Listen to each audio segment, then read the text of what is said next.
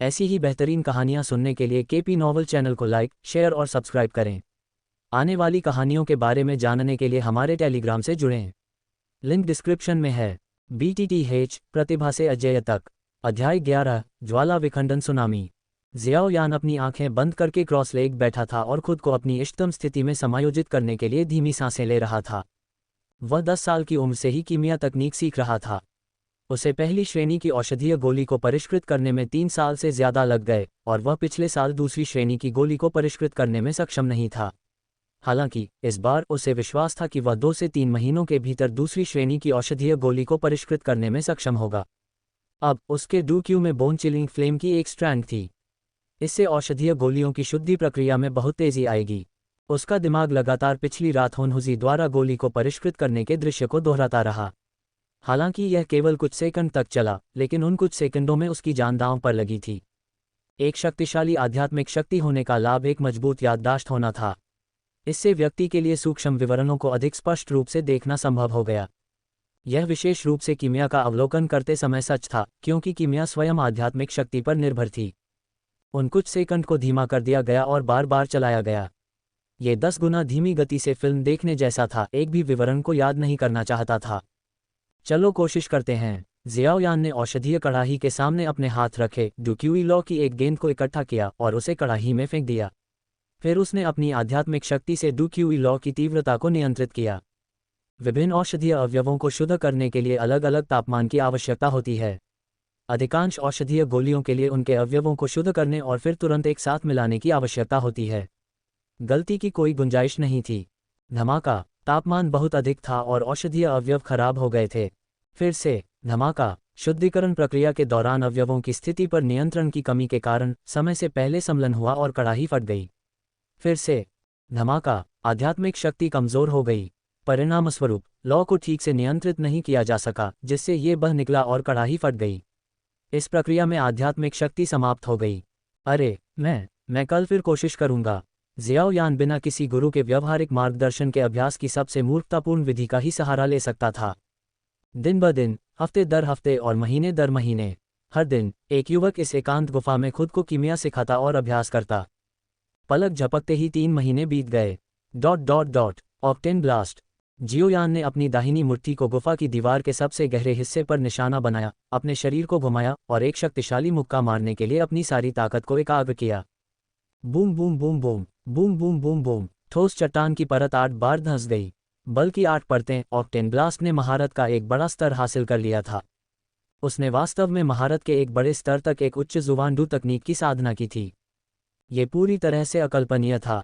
भले ही जियो यान 4 सितारा do practitioner चरण तक पहुंच गया था, लेकिन वह अभी भी डू प्रैक्टिशनर दायरे में था। यहाँ तक कि उसके पिता जियो झान ने भी अभी लो जुबान डू तकनीक, लान माउंटेन स्प्लिट की साधना की थी, महारत के एक बड़े स्तर तक। मुझे इसे महारत के एक बड़े स्तर तक साधना करने में 11 साल लग गए। क्या मैं बहुत धीमा हूँ? अगर बाहरी लोग ये सुन लें तो शायद उन्हें खून की उल्टी आ जाए।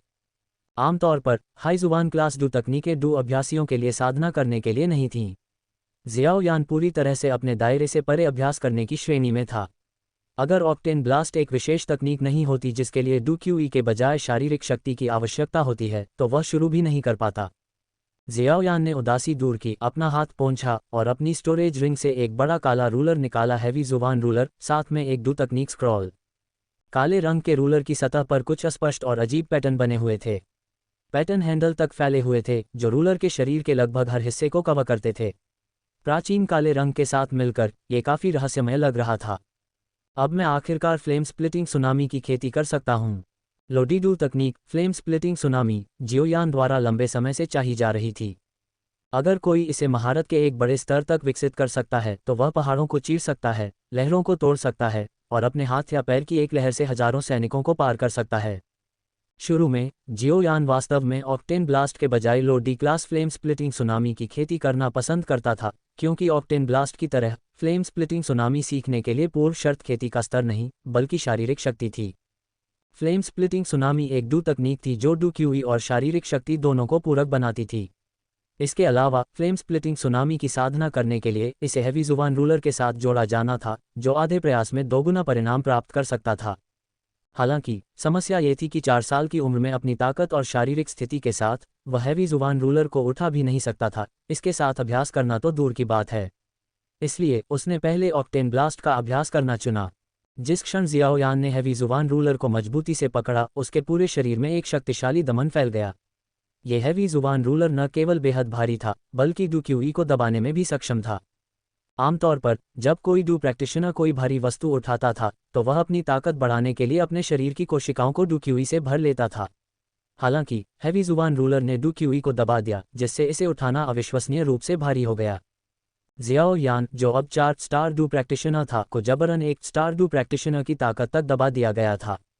उठाओ, वूश! विशाल भारी जुबान शासक एक विशाल काले लोहे की तलवार की तरह अचानक उठा लिया गया, क्योंकि जियाओ यान ने अपनी सारी ताकत को डू क्यूई के उछाल के साथ जोड़ दिया।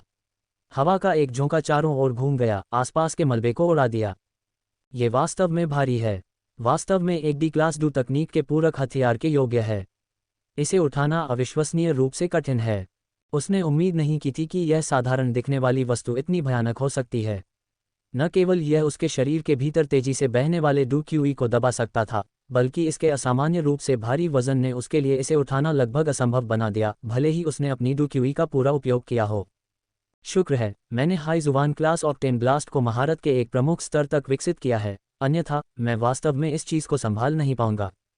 डू तकनीक की श्रेणी न केवल इसकी शक्ति का प्रतिनिधित्व करती है, बल्कि इसे विकसित करने की कठिनाई का भी प्रतिनिधित्व करती है।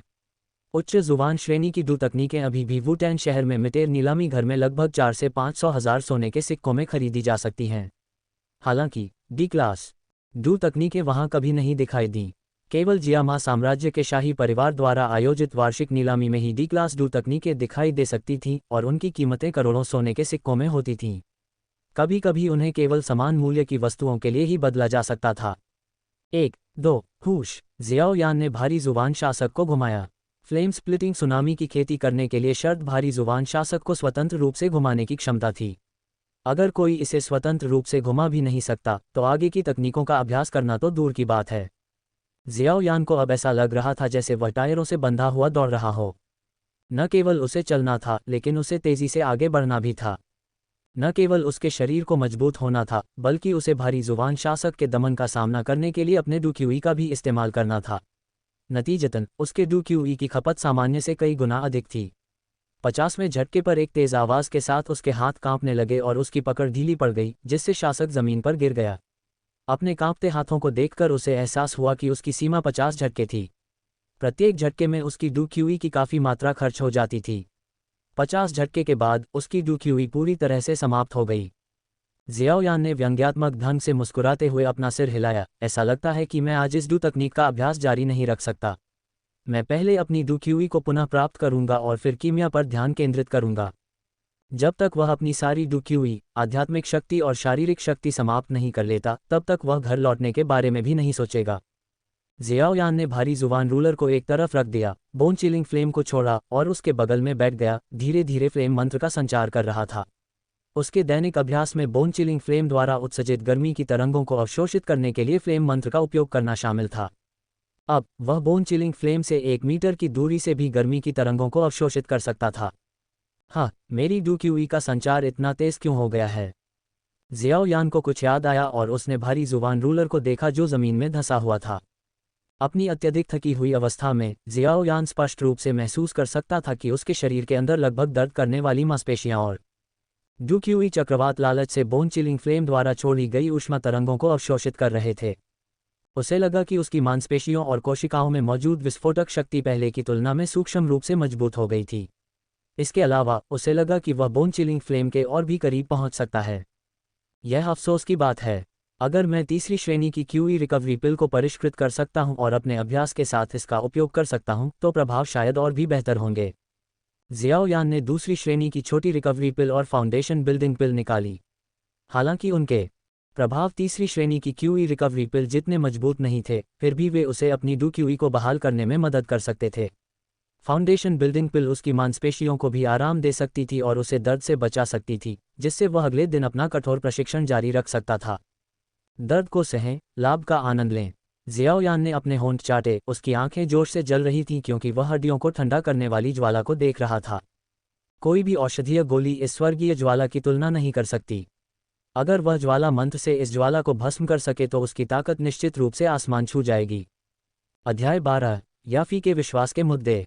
मिट नीलामी घर वुटैन शहर का सबसे बड़ा नीलामी घर था। ये जियामा साम्राज्य के सबसे अमीर कबीले के स्वामित्व में भी था। मिट कबीला। जियामा साम्राज्य के भीतर धन के मामले में मिट कबीला किसी से पीछे नहीं था। नालन कबीले और म्यू कबीले के साथ मिट कबीला 3 सबसे बड़े कबीलों के रूप में जाना जाता था। इन 3 परिवारों का साम्राज्य के वाणिज्यिक, सैन्य और विभिन्न अन्य क्षेत्रों में हाथ था। उनका प्रभाव बहुत ज्यादा था।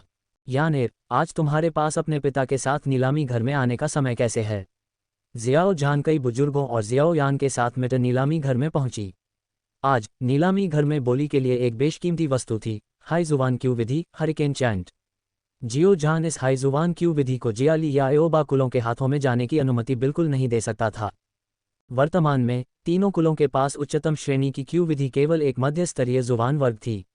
जिसने भी हाई जुबान श्रेणी की क्यू विधि प्राप्त की, वह संभावित रूप से अपने पूरे कुल की शक्ति को एक नए स्तर पर ले जा सकता था। जियोयान ने सहजता से कहा, मुझे बाहर एक पहाड़ी गुफा मिली है जिसे अतीत में किसी ने छोड़ा था।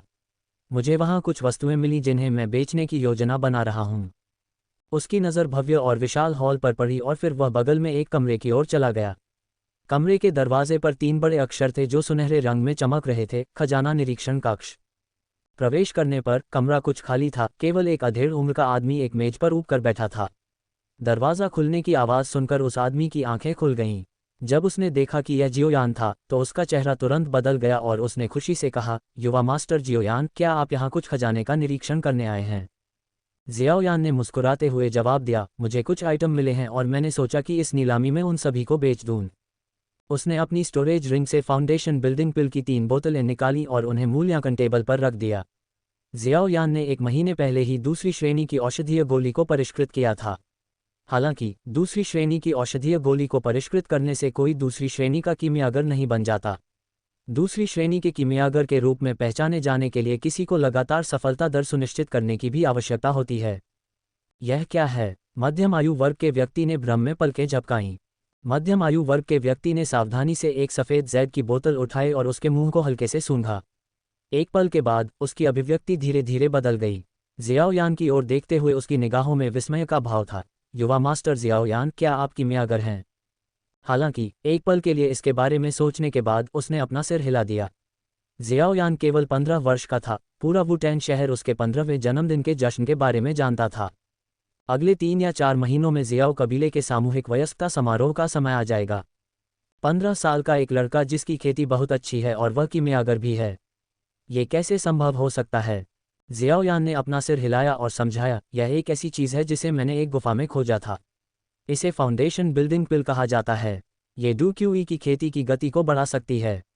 हालांकि ये केवल डू प्रैक्टिशनर दायरे से नीचे के लोगों के लिए प्रभावी है। इसके अलावा इसका कोई साइड इफेक्ट नहीं है। औषधीय शक्ति हल्की है। इस मूल्यांकनकर्ता ने गहरी सांस ली। एक दूसरी श्रेणी की औषधीय गोली। ये चीज़ बिल्कुल भी सस्ती नहीं थी। युवा मास्टर जियाओयान, कृपया एक पल रुकें। मुझे इस गोली का मूल्यांकन करने के लिए हमारे नीलामी घर से मास्टर गुनी को आमंत्रित करने की ज़रूरत है। दूसरी श्रेणी की औषधीय गोली की शुरुआती कीमत 10,000 से ज़्यादा सोने के सिक्के थे। अगर यह उतना ही अच्छा होता जितना कि जियाओयान ने बताया था, तो इसकी कीमत और भी ज़्यादा होती। 3 बोतलों की कीमत 1 लाख सोने के सिक्कों जितनी हो सकती है। कमरे में कुछ देर इंतजार करने के बाद अधेड़ उम्र का आदमी एक हरे रंग की पोशाक पहने बुजुर्ग के साथ लौटा जिसके बाल थोड़े सफ़ेद थे। वह मास्टर गुनी था। मास्टर गुनी की छाती पर सोने के सितारे नहीं थे, बल्कि एक औषधीय कड़ाही जैसी कोई चीज़ थी जिसकी सतह पर 2 चांदी की रेखाएं थीं जो एक सुंदर चमक के साथ चमक रही थीं। ये दूसरे दर्जे के कीमियागर की निशानी थी।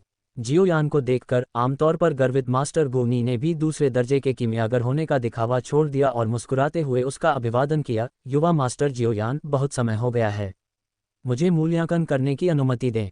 जियोयान की प्रतिभा को देखते हुए यह अपरिहार्य था कि वह एक डू स्पिरिट बन जाएगा। उसके जैसे दूसरे दर्जे के कीमियागर का वुटैन शहर में बगल में चलने का कारण केवल ये था कि वहाँ कोई डू स्पिरिट नहीं थी। दूसरे दर्जे के कीमियागर की क्षमता एक डू स्पिरिट को लुभाने के लिए पर्याप्त नहीं थी। निरीक्षण के लिए कुछ विशेष उपकरणों का उपयोग करने के बाद मास्टर गुनी ने सिर हिलाया और कहा, वास्तव में ये दूसरे दर्जे की औषधीय गोली तक पहुंच गया है, जैसा कि युवा मास्टर जियोयान ने कहा था। वर्तमान में याफी नीलामी की अध्यक्षता कर रहे हैं। मैं इसे तुरंत नीलामी में शामिल करने की व्यवस्था करूंगा।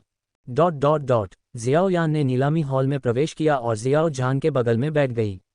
इस समय नीलामी हॉल के केंद्रीय स्पॉटलाइट के तहत लाल गाउन में एक खूबसूरत महिला अपने हाथों में आइटम के कार्यों को उस आकर्षक और थोड़ी मोहक आवाज में सभी को समझा रही थी, जिससे किसी की भी हड्डियां सुन्न हो जाएं। मिट नीलामी घर की मुख्य नीलामी करता याफी, वह वुटैन शहर में एक बेहद प्रसिद्ध सुंदरी थी। उसके परिपक्व और मोहक आकर्षण ने कई पुरुषों को उसके अनार के रंग की स्कर्ट के जादू में फंसा दिया था। जियाओ यान पहले भी कई बार नीलामी घर का दौरा कर चुका था और याफी की प्रशंसा किए बिना नहीं रह सका। वह स्वभाव से मोहक थी, एक जन्मजात जादूगरनी। याफी को देखकर जियाओ यान किसी तरह राजा जोऊ की दुविधा को समझ गया। कौन नहीं चाहेगा कि उसके साथ ऐसी लोमड़ी आत्मा हो। TLN, ये शाम के राजा जोऊ की पसंदीदा पत्नी दाजी के संदर्भ में है, जिसे आमतौर पर एक दुष्ट लोमड़ी आत्मा के रूप में चित्रित किया जाता है। उसे इस बात का एक उत्कृष्ट उदाहरण माना जाता है कि कैसे एक सुंदर महिला चीनी संस्कृति में एक राजवंश के पतन का कारण बन सकती है। हे सभी, नीलामी घर को अभी अभी एक नई नीलामी वस्तु मिली है। मुझे लगता है कि यह सभी के लिए दिलचस्प होगी। नवीनतम वस्तु की नीलामी के बाद याफी ने अचानक रुककर दर्शकों से कहा। उसने जियाओ यान को आंख भी मारी, मानो उसे उसके लिए एक व्यवसाय का टुकड़ा लाने के लिए धन्यवाद दे रही हो। जियाओ यान ने अपना संयम बनाए रखा और जादूगरनी के प्रलोभन का विरोध करने के लिए मानसिक रूप से जुनेर का नाम दोहराया।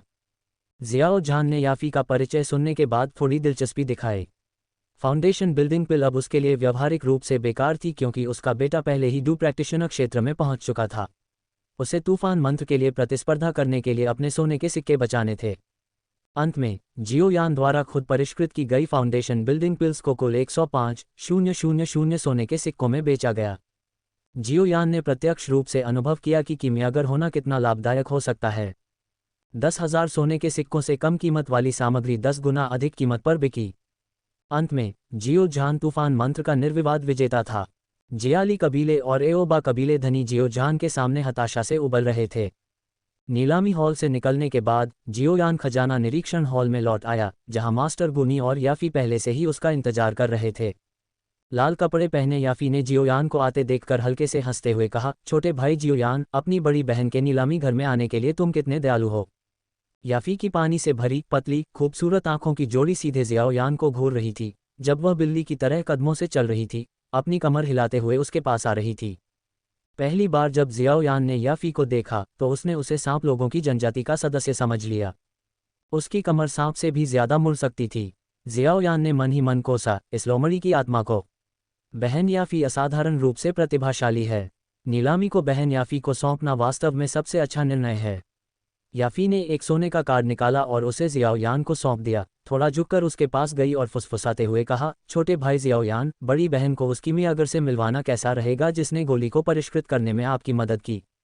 मास्टर गुनी ने निरीक्षण के दौरान पहले ही पता लगा लिया था कि फाउंडेशन बिल्डिंग पिल किसी गुफा से प्राप्त नहीं हुई थी, जैसा कि जियाओ यान ने दावा किया था, क्योंकि गोलियां अभी भी बहुत ताज़ा थीं। जियाओ यान को अपने पूरे शरीर में झुनझुनी महसूस हुई। अगर उसकी दृढ़ इच्छाशक्ति न होती तो जादूगरनी की फुसफुसाहट ही किसी भी आदमी को झुकाने के लिए काफ़ी होती। हालांकि उसका चेहरा अपरिवर्तित रहा, क्योंकि उसने शांति से गोल्ड कार्ड स्वीकार किया और मुस्कुराया। बहन याफी, ईमानदारी से कहूं तो मैंने खुद ही शोधन किया है।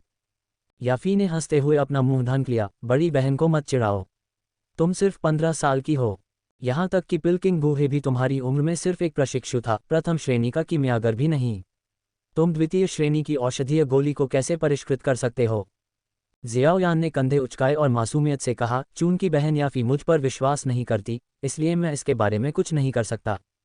याफी ने अपनी तर्जनी का उपयोग करके जियाओ यान की थोड़ी को धीरे से उठाया और अपनी आंखें उसकी आंखों में डालते हुए कहा, यदि आप द्वितीय श्रेणी के कीमियागर हैं तो मैं नीलामी घर आपको सौंप दूंगी। अध्याय 13, जियाओ यू। याफेई ने जियाओ यान की ठुड्डी उठाई। उसकी आंखों में देखते ही अनकहा संदेश आ गया। लाल ऊंची एड़ी के जूते में खड़ी वह जियाओ यान से आधा सिर ऊंची थी, जो अभी भी अपने विकास के चरण में था।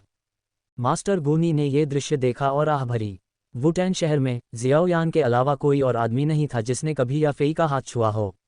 एक बार एक अमीर विदेशी व्यापारी ने उसका हाथ छूने की कोशिश की, लेकिन उसका हाथ कट गया। लेकिन यह आश्चर्य की बात नहीं है। याफेई का प्राकृतिक आकर्षण किसी भी आदमी को एक नज़र या मुस्कान से उसके सपने देखने पर मजबूर कर सकता था। न केवल सुदूर वुटैन शहर में बल्कि शाही राजधानी में भी उसे एक लुभावनी सुंदरता माना जाता था, जिसके लिए पूर्व से पश्चिम तक प्रेमी कतार में खड़े रहते थे। उसे इस तरह का ध्यान पसंद नहीं था। यही वजह थी कि वह कुछ अनुभव हासिल करने के लिए विशेष रूप से वुटैन शहर आई थी। हालांकि उसने पाया कि यह छोटा वुटैन शहर छिपे हुए ड्रैगन और दुबके हुए बाघों से भरा हुआ था। जियाओ यान न केवल असाधारण प्रतिभा वाला एक साधना प्रतिभाशाली व्यक्ति था, बल्कि उसके आकर्षण से भी अद्वितीय रूप से अछूता था। कोई व्यक्ति जितना अधिक अप्राप्य लगता है, उतना ही अधिक कोई उसे जीतना चाहता है। धीरे धीरे जियाओ यान को वश में करने का विचार उसके दिल में जड़ जमाता गया। जियाओ यान ने आत्मविश्वास से मुस्कुराते हुए याफी के हाथ के पीछे धीरे से चूमा और कहा, बहन याफी, तुम्हारे बिना इस विशाल मितेर नीलामी घर का क्या फायदा। धन्यवाद बहन याफी, मुझे अब जाना चाहिए। जब मुझे और औषधीय गोलियां मिलेंगी तो मैं आपको परेशान करने के लिए वापस आऊंगा। जियाओ यान ने अपना हाथ हिलाया और अपनी उंगलियों के बीच सोने का कार्ड लेकर जाने के लिए मुड़ा। जियाओ यान की पीठ गायब होते देख याफी के सुंदर चेहरे पर मुस्कान धीरे धीरे फीकी पड़ गई। उसने थोड़ा सा भौहें सिकुड़ी और नर्म सोफे पर आलसी ढंग से पीछे झुक गई।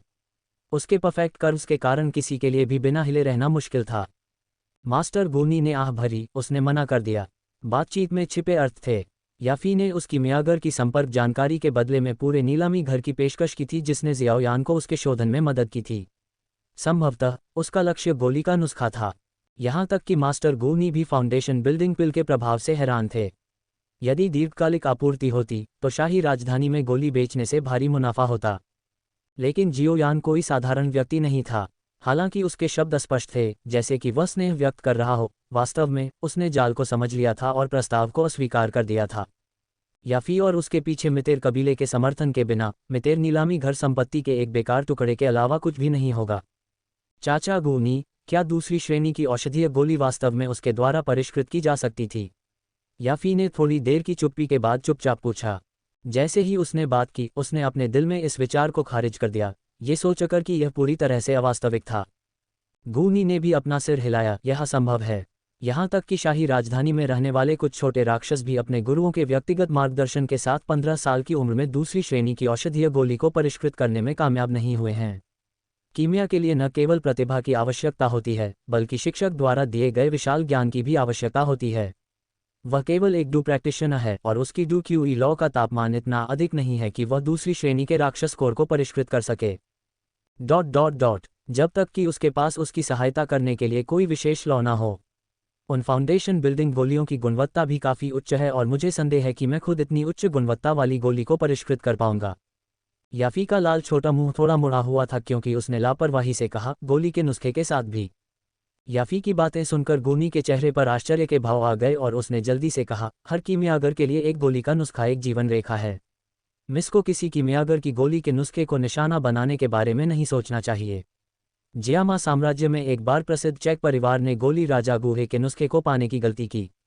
अंततः उन्हें 4 डू राजाओं ने मिटा दिया जिन्हें उसने आमंत्रित किया था। घटना इस हद तक बढ़ गई कि जियामा साम्राज्य के शाही परिवार ने भी हस्तक्षेप करने की हिम्मत नहीं की। कुछ हद तक घबराए हुए गूनी को देखते हुए याफी ने लोमड़ी की तरह एक तकिया गले लगाया और बुदबुदाया, ये बहुत अच्छा होगा अगर वह लड़का वास्तव में इसे खुद परिष्कृत करे। गूनी ने याफी को देखा और लापरवाही से उल्लेख किया, ऐसी अफवाहें हैं कि नालिन कबीले के नालिन यानरान अपनी सगाई तोड़ना चाहते हैं और उन्हें मिस्टी क्लाउड संप्रदाय के संप्रदाय नेता की सहमति भी मिल गई है। इस जियाओ यान लड़के में असाधारण प्रतिभा है। हमारे मितीर कबीले के समर्थन से वह भविष्य में एक डुकिंग बनने के लिए बाध्य है। मिस, शायद आप ऐसा कर सकती हैं। गूनी की बात पूरी होने से पहले एक शर्माती हुई याफी ने उस पर एक तकिया फेंका और उसे एक सख्त नज़र से देखा।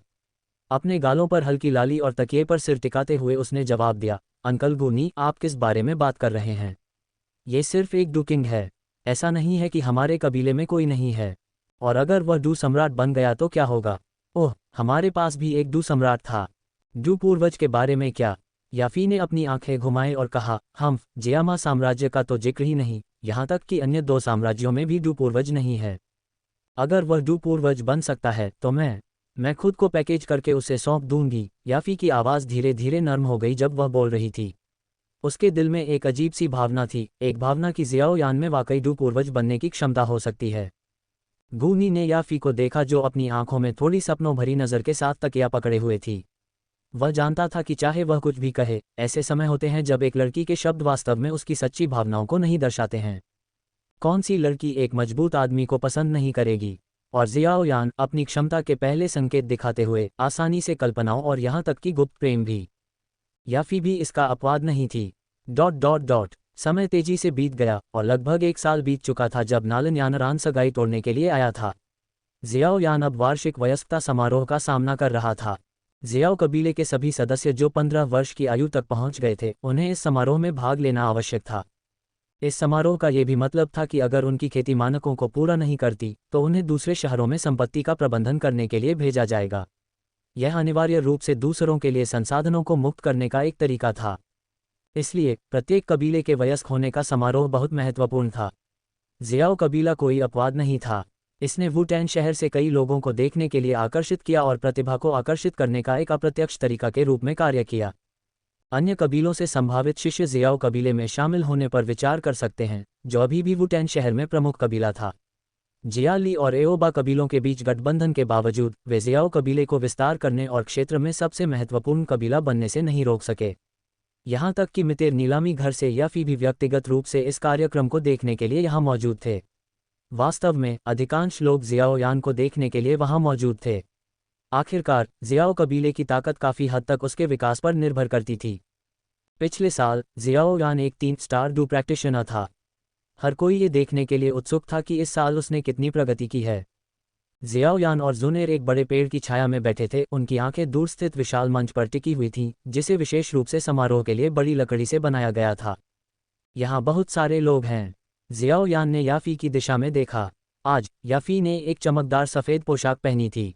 पोशाक ने उसके कामुक और उत्तम शरीर को रेखांकित किया, जो आकर्षक रूप से दिखाई दे रहा था फिर भी छिपा हुआ था। क्या जियाओ यान गेगे को ये दृश्य पसंद है? जियाओ यान को अचानक अपने बगल में ठंडक महसूस हुई, लेकिन उसने बेपरवाह होने का नाटक किया। मैं क्या देख रहा हूँ? मैं बस चिंतित हूँ कि पिता के मितिर कबीले के साथ सहयोग में कोई समस्या तो नहीं है। इस समय जियाओ यान को अचानक एक तीव्र हत्या का इरादा महसूस हुआ। उसने अपना सिर घुमाया और एक खूबसूरत महिला को देखा जो अकादमी की पोशाक पहने एक बड़े पेड़ के सहारे झुकी हुई थी, उसे दांत पीसते हुए घूर रही थी। महिला लंबी थी, खासकर उसकी गोल और पतली टांगें जो सूरज की रोशनी में सफ़ेद चमक रही थीं, हाथी दांत की तरह सुंदर और प्राचीन दिखाई दे रही थीं। ओह, जियाओ यू! आमतौर पर शांत रहने वाले लिटिल कबीले के नेता जियाओ यान को अचानक थोड़ा घबराहट हुई जब उन्होंने जियाओ यू को कदम दर कदम आगे बढ़ते देखा। जुनेर ने बगल से हंसते हुए कहा, जियाओ यान गेगे, ऐसा कहा जाता है कि स्वर्ग के बुरे कर्मों को माफ़ किया जा सकता है, लेकिन अपने बुरे कर्मों को माफ़ नहीं किया जा सकता। जियाओ यान ने अपना माथा रगड़ा और समझाया, मैं उस समय वास्तव में अभ्यास कर रहा था। मुझे उम्मीद नहीं थी कि चट्टान अचानक से टूट जाएगी और इस तरह मैं गर्म पानी के झरने में गिर गया। ऐसा नहीं है कि मैं उसे नग्न देखना चाहता था। मैंने सुना है कि जियाओ यान गेगे ने उसकी जांघ को भी छुआ था। यह एक गलतफहमी थी। उसने ही मुझे लात मारी थी और मैं सिर्फ अपना बचाव कर रहा था। क्या ये भी एक गलतफहमी थी जब जियाओ यान गेगे जुनेर के कमरे में थी जब हम छोटे थे? जुनेर उस रात को याद करके लाल हो गई जब वह 4 साल की थी। जियाओ यान ने मुश्किल से निगला, वह बर्बाद हो गया है। इस बार जुनेर उसे इस बार से बाहर निकालने में मदद नहीं करने वाली थी।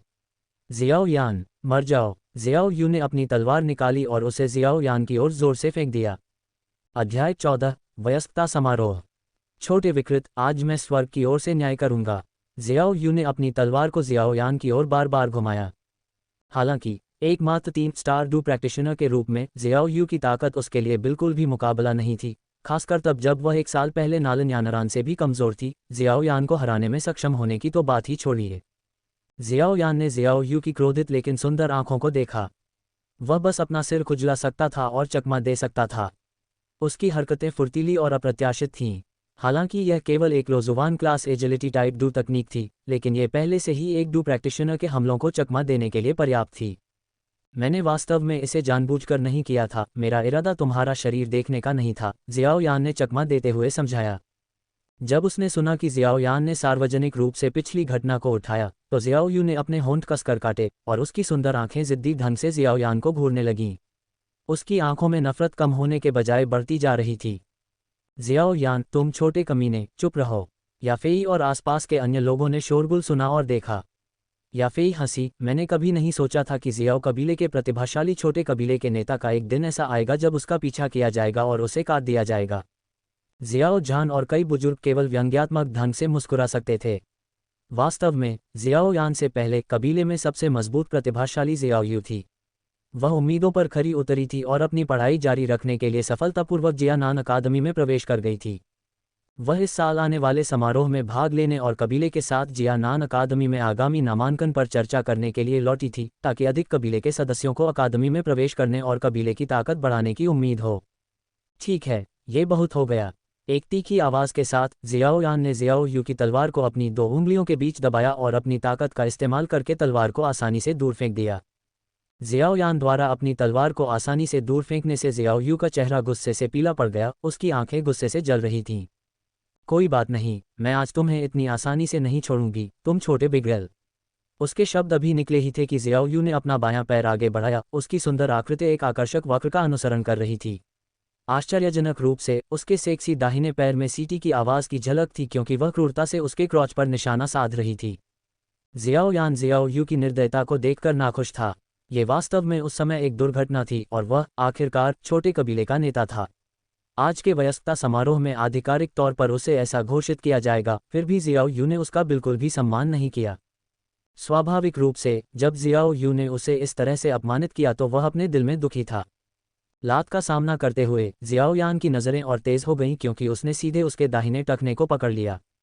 घबराई हुई जियाओ यू ने जल्दी से अपनी स्कर्ट को अपने हाथों से ढक लिया ताकि वह ऊपर न उड़ जाए। कुछ देर तक बिना किसी प्रयास के जियाओ यू ने जियाओयान को घूर कर देखा। उसकी भरपूर छाती शर्मिंदगी में थोड़ी सी उभरी हुई थी और उसने डांटा, तुम छोटी सी बिगड़ैल लड़की हो, मुझे छोड़ दो। जियाओयान ने उसके विरोध को पूरी तरह से अनदेखा कर दिया। वह उसे उसके पतले दाहिने पैर से सड़क पर घसीटता रहा, जैसे कि वह किसी बैल को ले जा रहा हो। जियाओ यू ने अपने बाएं पैर को जमीन पर टिकाकर उछलते हुए चिल्लाया, छोड़ दो, मुझे जाने दो। आखिरकार मैं छोटे कबीले की नेता हूँ, क्या तुम मुझे बहुत हल्के में नहीं ले रही हो? छोटे कबीले की नेता के रूप में तुम जैसी बिगड़ैल लड़की, मैं जियाओ यू मरने के बाद भी इसे स्वीकार नहीं करूंगी।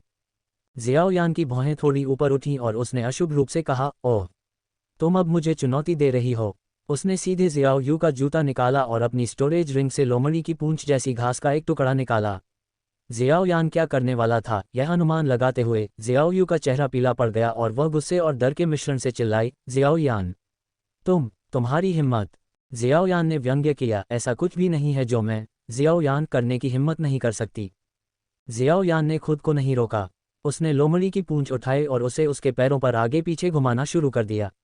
जियाओ यू खुद को हंसने और छटपटाने से नहीं रोक पाई, क्योंकि उसे गुदगुदी और पीड़ा दोनों महसूस हो रही थी। कई पुरुष दर्शक जियाओ यू के पतले पैरों को हवा में देखकर अपनी लार निगलने से खुद को नहीं रोक पाए। उनमें से कुछ ने कुछ शारीरिक प्रतिक्रियाओं का भी अनुभव किया। वे सभी जियाओयान को अंगूठा दिखाने से खुद को रोके रहे। आंखों के लिए दावत। जैसे ही जियाओयान खुद थोड़ा बहकने लगा, उसके पीछे से एक स्पष्ट और शांत आवाज आए, ऐसा लगता है कि जियाओयान गे को इस तरह का खेल खेलना पसंद है ना? जियाओयान जुन एर की आवाज़ सुनकर चौंक गया और उसने जल्दी से जियाओ यू का पैर छोड़ दिया। वह चौंक गई और अपने नितंबों के बल जमीन पर गिर गई। उसने लापरवाही से अपने हाथ में फॉक्सटेल घास को एक तरफ फेंक दिया और हंसा, आहा, ये सिर्फ एक छोटा सा सबक था, इससे ज्यादा कुछ नहीं। जियाओ यू का सुंदर चेहरा गुस्से से लाल हो गया और वह जमीन पर बैठ गई। उसकी खूबसूरत आंखें क्रोध से भर गईं और उसने अपने दांत पीसते हुए गुस्से से चिल्लाया, जियाओयान, मैं तुम्हें 1000 टुकड़ों में फाड़ दूंगी।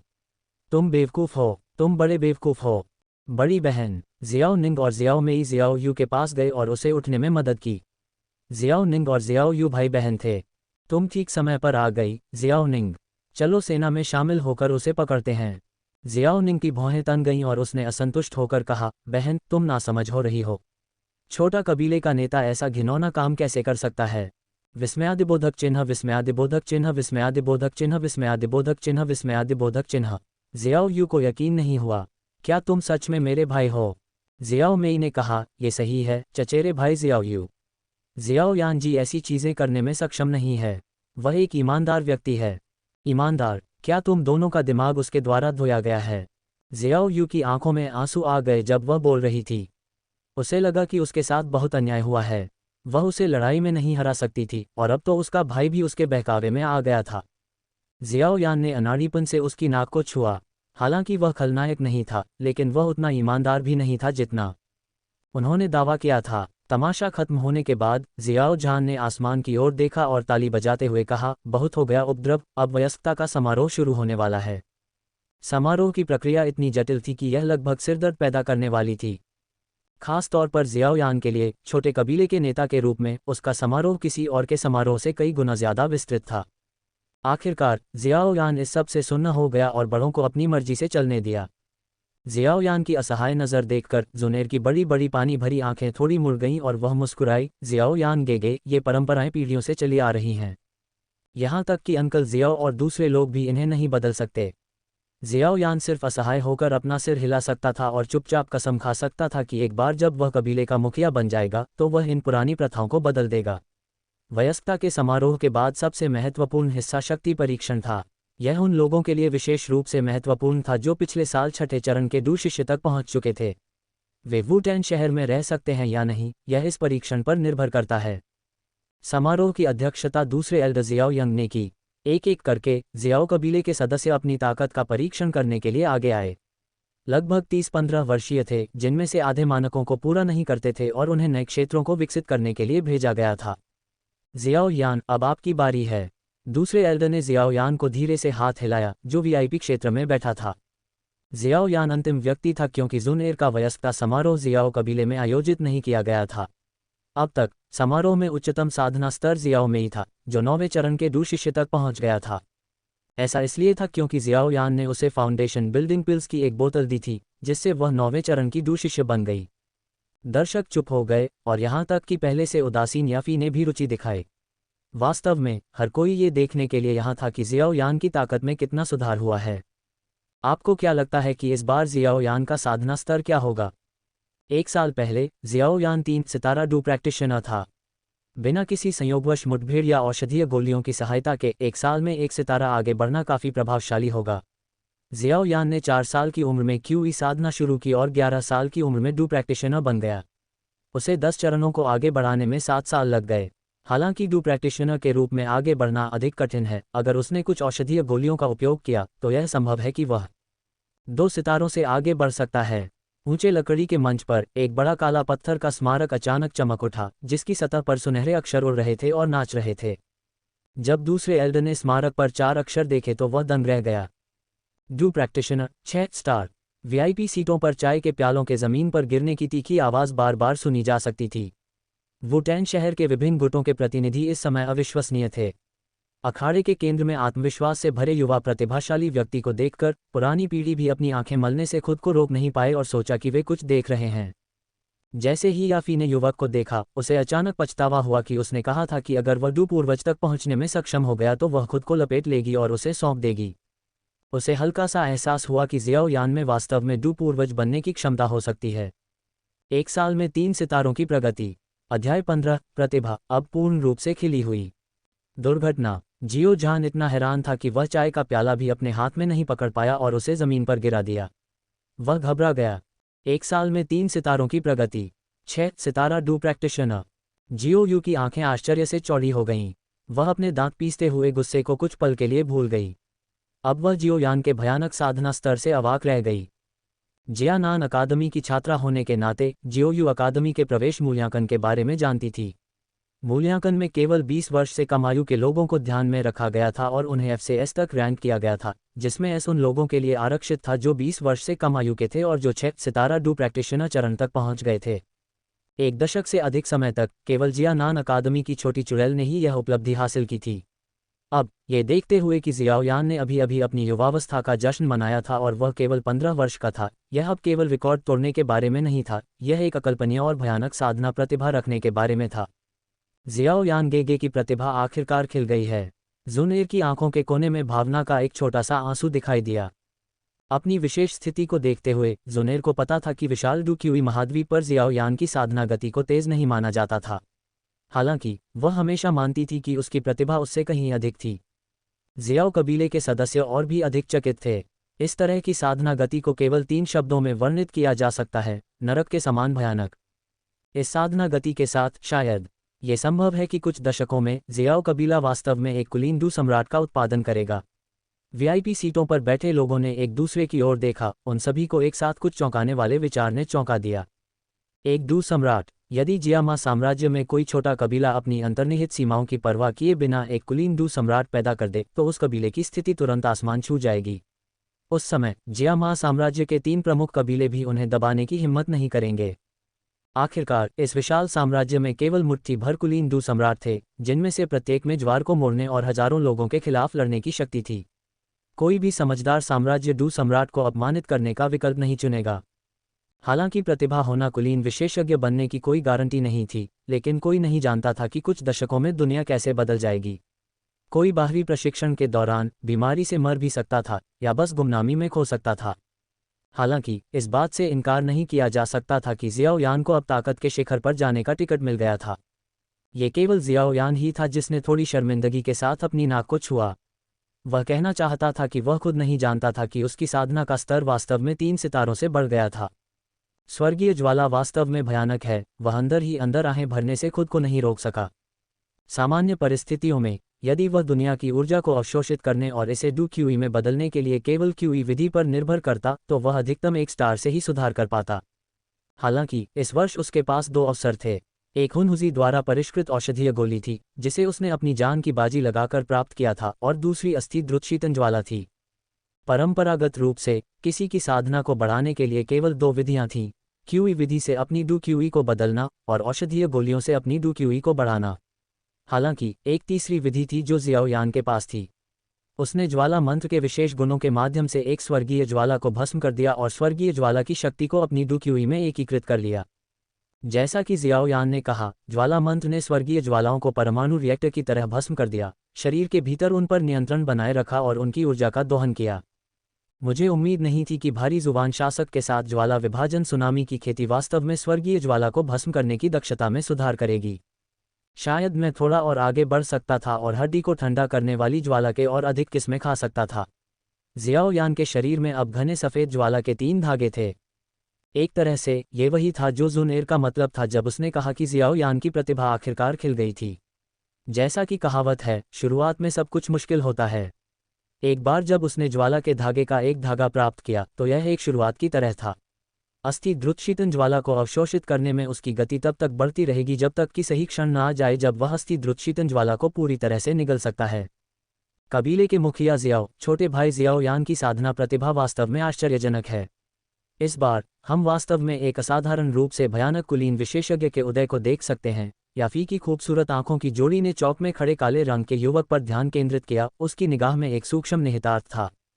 जियामा साम्राज्य में मितिर कबीला सबसे बड़ा व्यापारिक कबीला बनने में सक्षम होने का कारण ये था कि उनके बीच एक बार एक डू सम्राट था, और अब मितिर कबीले को अपने समर्थक के रूप में सेवा करने के लिए एक डू सम्राट की सख्त जरूरत थी।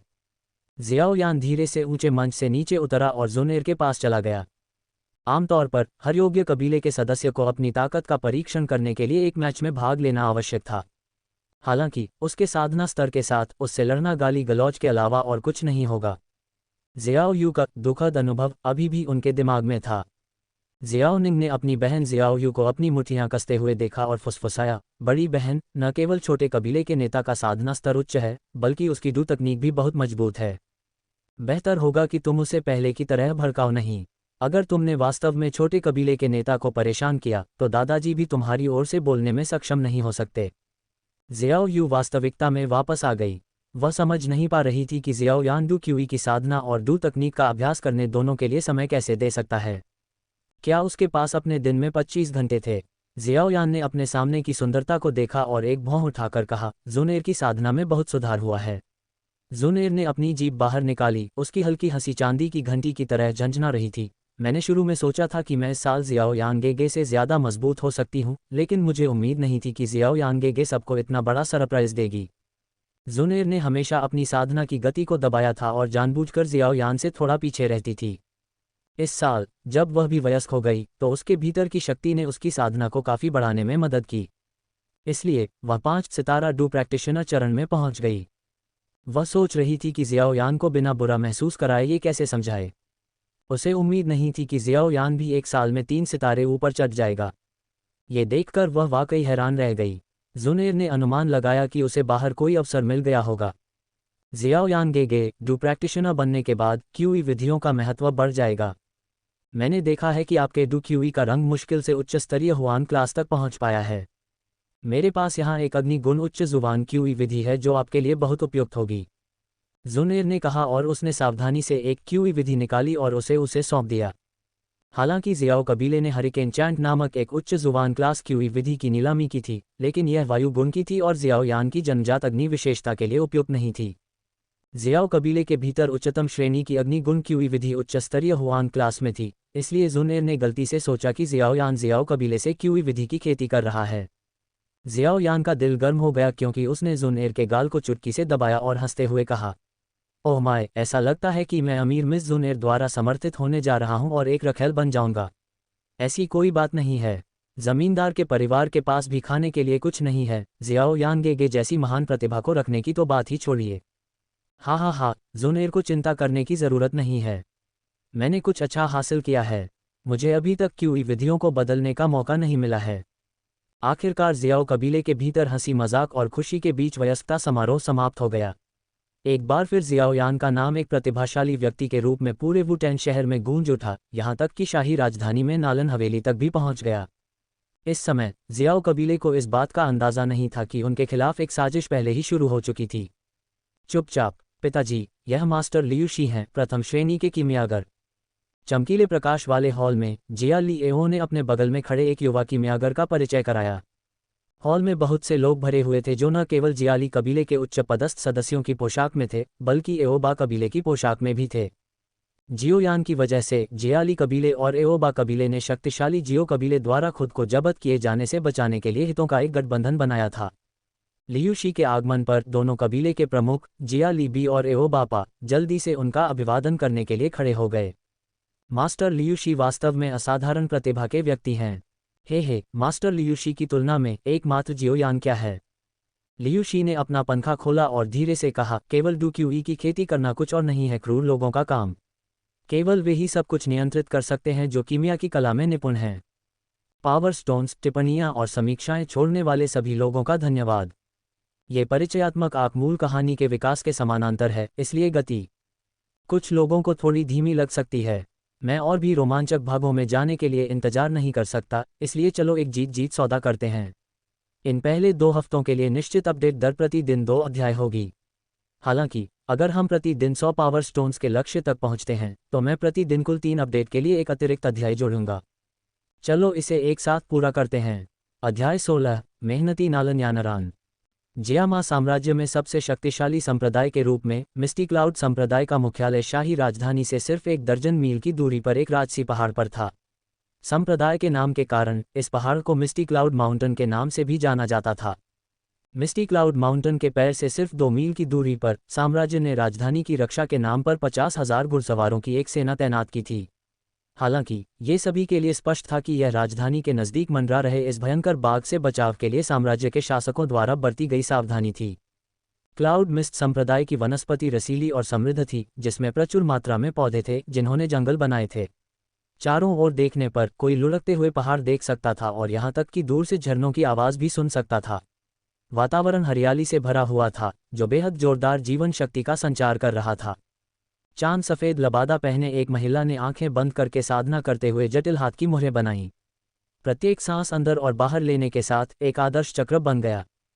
साधना में डूबी महिला कोई और नहीं बल्कि नालन यानरान थी, जो अपनी सगाई तोड़ने गई थी लेकिन जियाओ यान से हार गई। जब उसके शरीर में हरी ऊर्जा की अंतिम किरण अवशोषित हो गई तो उसने धीरे धीरे अपनी आंखें खोलीं। उसकी पुतलियों में एक हल्की हरी रोशनी टिमटिमा रही थी और उसके कंधे तक लंबे काले बाल बिना किसी हवा के हल्के से लहरा रहे थे। क्या दबंग औषधीय गोली है!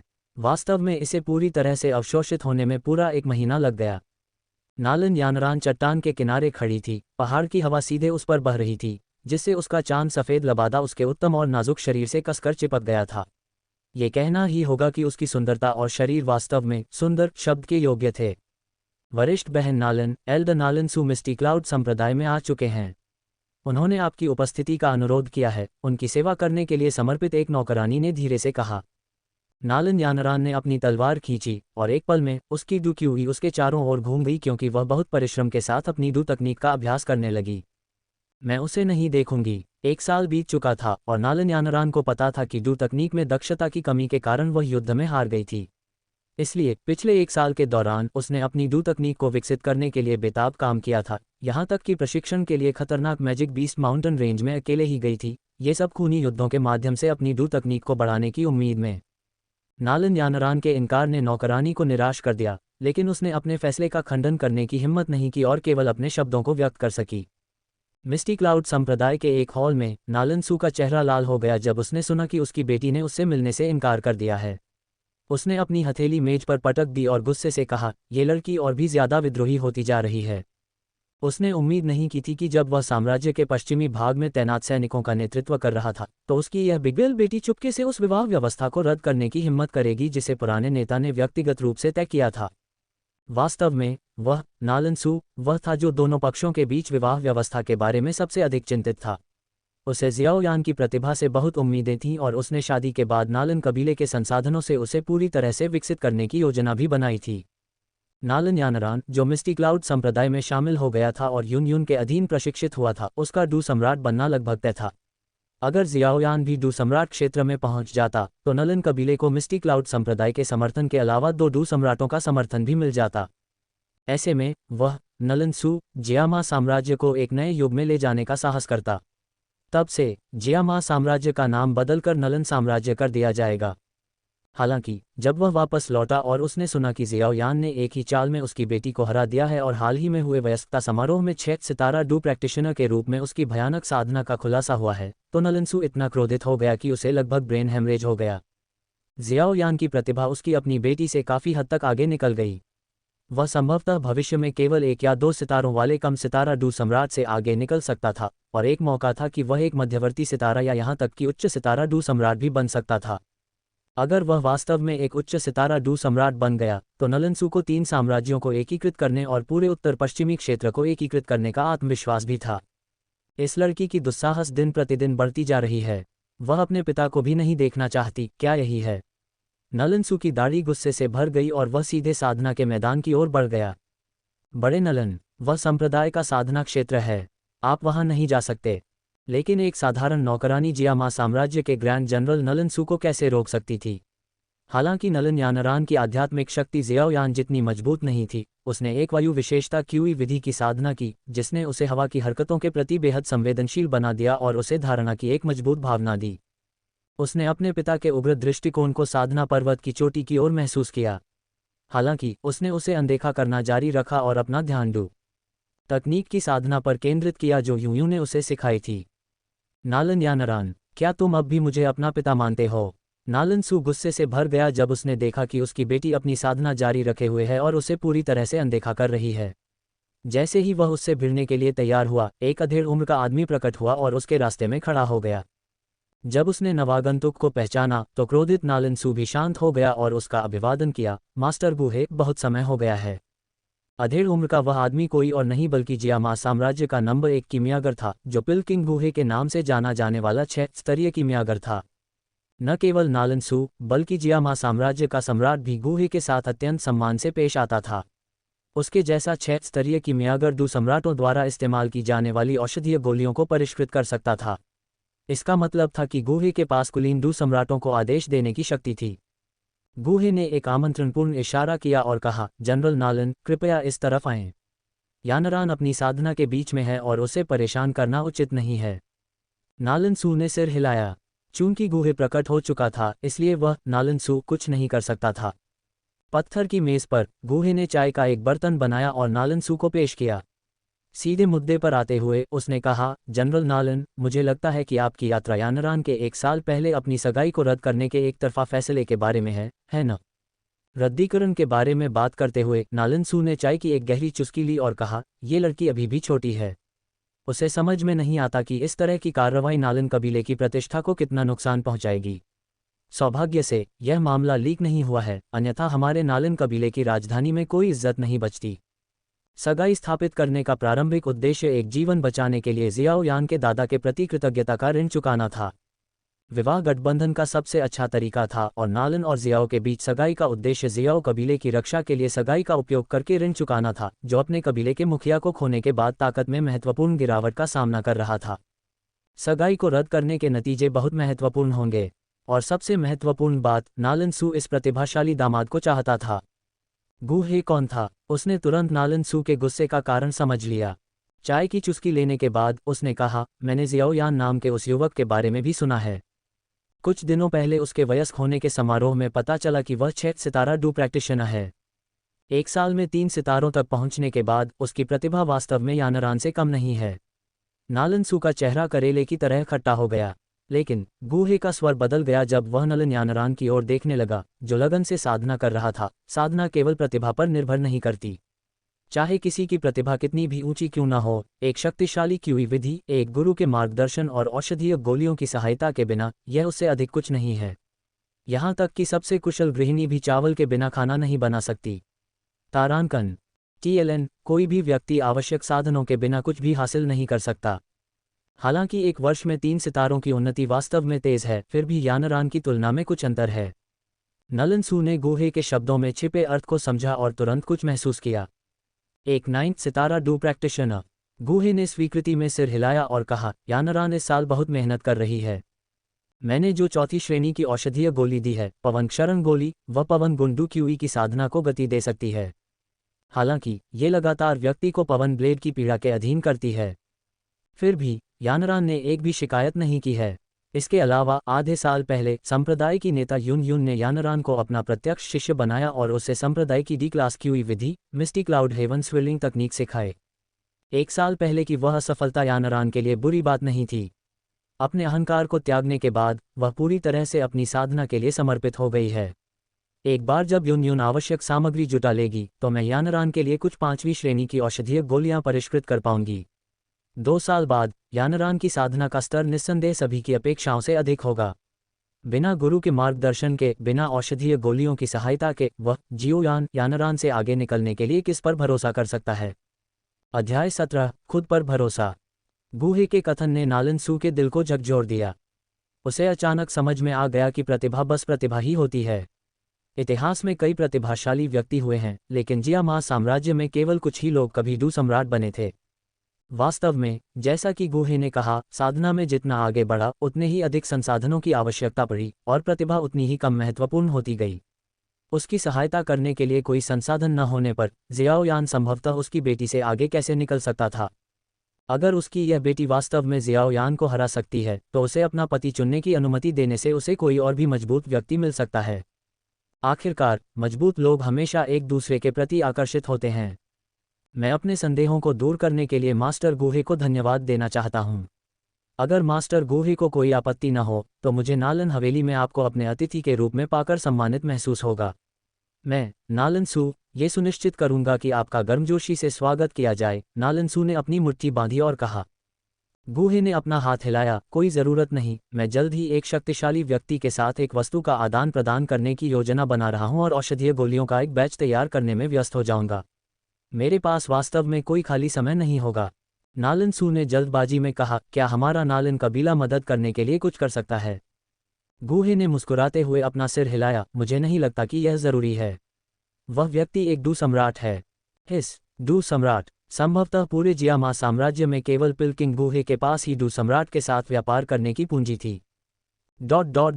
इस समय जियाओयान, जिसकी नायक स्क्रिप्ट छीन ली गई थी, एक गहरे तालाब के किनारे खड़ा था। एक हाथ से उसने पानी में कूदने से पहले जमीन में लगाए गए भारी जुबान शासक को उठाया। भारी जुबान शासक के भारी वजन के कारण उसका शरीर तेजी से डूब गया। उसने भारी जुबान शासक को तालाब के तल पर जोर से टकराने के बाद पकड़ लिया और उसे लगातार घुमाया। उसने झाड़ू लगाई, काटा, छुरा घोंपा और उठाया। अपने वजन के बावजूद भारी जुबान रूलर ऐसे हिल रहा था मानो वह उसकी बांह का विस्तार हो। वजन प्रशिक्षण। जियाओयान आधे साल से ज्यादा समय से फ्लेम स्प्लिटिंग सुनामी का अभ्यास कर रहा था और वह पहले से ही अपनी इच्छा से भारी जुबान रूलर को चलाने में सक्षम था। हालांकि उसे लगा कि यह पर्याप्त नहीं है, इसलिए उसने अपने प्रशिक्षण को तेज करने के लिए पानी के प्रतिरोध और दबाव का इस्तेमाल किया। जब भी उसका ऑक्सीजन खत्म हो जाता तो वह भारी जुबान रूलर को छिपा देता, सांस लेने के लिए सतह पर आता और फिर अपने प्रशिक्षण को जारी रखने के लिए वापस नीचे गोता लगाता। जैसे ही जियाओयान की भारी जुबान रूलर के साथ पूल के तल पर गति बढ़ी, उसने वास्तव में पानी में एक भंवर पैदा कर दिया। इससे पानी हिंसक रूप से हिलने लगा। उसने अचानक अपनी सारी डूक्यूई को एकाग्र दृष्टि से केंद्रित कर लिया। भारी जुबान रूलर पर विशेष पैटर्न ने एक हल्की लाल रोशनी उत्सर्जित की। भयानक गर्मी को पानी के अंदर भी ठंडा नहीं किया जा सका और बड़े बड़े बुलबुले सतह पर उठते रहे। ज्वाला विभाजक सुनामी। जियाओयान आसमान की ओर झुका।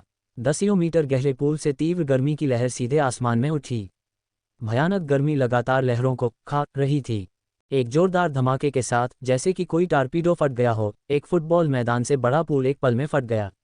मूसलाधार बारिश हुई और पानी दसियों मीटर ऊपर उठ गया। जियाओयान ने इस अवसर का लाभ उठाते हुए अपनी पीठ पर भारी जुबान रूलर के साथ पानी के पूल से बाहर छलांग लगाए। हाँ, तुम दोनों यहाँ क्या कर रहे हो? जियाओयान ने पानी के पूल से बाहर छलांग लगाते हुए कहा और पूल के किनारे जियाओ मेई और जियाओयू को देखा। बेचारे दोनों आधे साल में जियानान अकादमी में शामिल होने के बारे में उत्साह से बातें कर रहे थे। जियोयू अकादमी के बारे में दिलचस्प बातें बता रहा था, तभी आसमान से आपदा आए और डूबे हुए चूहों की तरह उन्हें भिगो दिया। जियोयान, ये फिर से तुम हो? जियोयान ने अपनी नाक को छुआ और अपनी हंसी को रोकते हुए कहा, मैंने इसका अंदाजा नहीं लगाया होगा। जियोयू, तुम अभी भी काफ़ी मासूम हो। जियोयू ने नीचे देखा और पाया कि वे दोनों आज सफ़ेद कपड़े पहने हुए थे। पानी में भीगने के कारण उनके कपड़े पारदर्शी हो गए। जियोयू का सफ़ेद अंडरवियर साफ दिखाई दे रहा था। इस बीच छोटी जियो मेई अपने काले अंडरवियर में अधिक साहसी थी। जियाओ मेई शर्मिंदगी से लाल हो गई, लेकिन उसने खुद को ढकने की कोशिश नहीं की। जियाओयू ने चिल्लाते हुए एक हाथ से अपनी छाती को ढक लिया और एक बड़ा पत्थर उठाया, जिसका उद्देश्य जियाओयान को कुचलकर मार डालना था। हालांकि जियाओयान ने पत्थर उठाने में लगने वाले समय में ही भाग लिया और केवल ये शब्द छोड़ गया, ये भी एक दुर्घटना थी, और फिर नज़रों से ओझल हो गया। छिपी हुई पहाड़ी गुफा में वापस लौटने पर जियाओयान ने सूखे कपड़े पहने और बुदबुदाया, बुरी किस्मत की बात करो। उसने स्टोरेज रिंग को छुआ, बोन चिलिंग फ्लेम को छोड़ा और उससे लगभग आधा मीटर की दूरी पर क्रॉस लेग पोजीशन में बैठ गया। फिर उसने अपनी आंखें बंद की और धीरे धीरे फ्लेम मंत्र का संचार किया। कोई देख सकता था कि एक विशेष ऊर्जा धीरे धीरे उसके शरीर में अवशोषित हो रही थी, जो लगातार उसके क्यूई चक्रवात को मजबूत कर रही थी। यहाँ तक कि जब स्वर्गीय ज्वाला अस्थिर हो गई और उसे जला दिया, जिससे उसे बहुत पसीना आ रहा था और उसकी त्वचा झुलस रही थी, तब भी उसने अपनी साधना बंद नहीं की। अगर कोई उससे पूछे, गुरु के मार्गदर्शन के बिना, औषधीय गोलियों की सहायता के बिना तुम जीतने के लिए किस पर भरोसा करते हो? जियोयान दृढ़ता से उनसे कहेगा, खुद पर भरोसा करना। अपनी नीरस दैनिक साधना पूरी करने के बाद जियोयान इत्मीनान से कबीले में लौट आया। इससे पहले कि वह मुख्य द्वार के अंदर पैर रखता, उसने देखा कि 3 बुजुर्ग उसका बेसब्री से इंतजार कर रहे थे। जियोयान, तुम बदमाश आखिरकार वापस आ गए। कुछ बड़ा हुआ है। जल्दी करो, कबीले की बैठक हॉल में आओ। भागने का मौका दिए बिना जियोयान को तुरंत दूसरे और तीसरे बुजुर्गों द्वारा बैठक हॉल में ले जाया गया। आखिरकार बैठक हॉल में हो रही कर्कश चर्चाओं को सुनने के बाद उसे समझ में आ गया कि क्या हुआ था। संक्षेप में, जियाली और एओबा कबीले किसी तरह एक प्रथम श्रेणी के कीमियागर को आमंत्रित करने में कामयाब हो गए थे और वुटेन शहर में सभी निम्न श्रेणी की औषधीय सामग्री के बाजार पर पहले से ही एकाधिकार कर लिया था। उन्होंने 2 प्रकार की प्रथम श्रेणी की औषधीय गोलियों को तैयार करने और परिष्कृत करने में बहुत समय लगाया था और बाजार के एक बड़े हिस्से पर कब्जा कर लिया था। छोटे कबीले के नेता ये कायाकल्प पाउडर और माइनर डू क्यूई पिल हैं जो एओ जिया मार्केट में बेची जाती हैं। जियाओयान ने कायाकल्प पाउडर लेबल वाली बोतल उठाई, उसे सूंघने के लिए पाउडर में से कुछ डाला और अपना सिर हिलाया। क्या इसे औषधीय गोली माना जाता है? ये सिर्फ प्रथम श्रेणी की औषधीय गोलियों का सबसे निम्न ग्रेड है और यह घावों को भरने में भी तेजी नहीं ला सकती। तीसरे बुजुर्ग ने कड़वी मुस्कान के साथ कहा, छोटे कबीले के नेता, कृपया मजाक न करें। सामान्य भाड़े के समूह ही इस तरह की औषधीय गोली खरीद सकते हैं, और जब तक ये रक्तस्राव को रोक सकती है और दर्द को कम कर सकती है, तब तक इसे काफ़ी अच्छा माना जाता है। जियाओयान ने फिर minor do Q pill label वाली बोतल उठाई और ड्रैगन की आंख से भी छोटी एक नीली गोली निकाली। उसने इसे धीरे से कुचला और पाउडर को अपनी उंगलियों के बीच रगड़ा। ये कायाकल्प पाउडर से थोड़ा बेहतर है और इसे मध्यवर्ती श्रेणी की पहली श्रेणी की औषधीय गोली माना जाना चाहिए। इससे किसी ऐसे व्यक्ति को अनुमति मिलनी चाहिए जिसका डू क्यू समाप्त हो गया हो, वह एक बार फिर इंटरमीडिएट हुआन क्लास डू तकनीक का उपयोग कर सके। जियाओयान ने रूमाल से अपने हाथ पोंछते हुए कहा, मानो औषधीय गोली ने उसके हाथ गंदे कर दिए हों। यानेर, क्या तुम्हारे पास इससे निपटने का कोई तरीका है? जियाओजान ने तुरंत जियाओयान की तलाश की, क्योंकि लगभग आधे साल पहले जियाओयान ने पहले से ही प्रतिद्वंद्वी के इरादों को भांप लिया था और सभी कबीले के सदस्यों को पहले से ही तैयार कर लिया था। जियाओयान ने अपने गले को गीला करने के लिए चाय की चुस्की ली और अपनी हमेशा की तरह आत्मविश्वास भरी मुस्कान दिखाते हुए कहा, बेशक, मैं करता हूँ। ग्रैंड एल्डर ने जल्दी से कहा, हमें बताओ, हम सब तुम्हारा सहयोग करेंगे। जियाओयान ने अपना हाथ हिलाया और कहा, कोई जल्दी नहीं है। जैसा कि कहावत है, जिन्हें स्वर्ग नष्ट करना चाहता है, वे पहले उनकी इंद्रियों को वंचित करते हैं। चलो अब उन 2 कुलों को मौज मस्ती करने देते हैं। दूसरे बुजुर्ग ने उलझन में पूछा, तो फिर हमें क्या करना चाहिए? जियाओयान ने जमीन पर पड़े कुचले हुए सफ़ेद पाउडर को देखा और हल्के से कहा, अभी के लिए चलो बस उनके साथ खेलते हैं।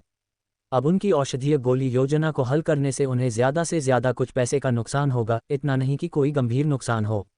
दुश्मनों से निपटने के लिए हमें उन्हें न केवल हराना होगा बल्कि उन्हें अपंग बनाना होगा। अध्याय 18 जवाबी हमला।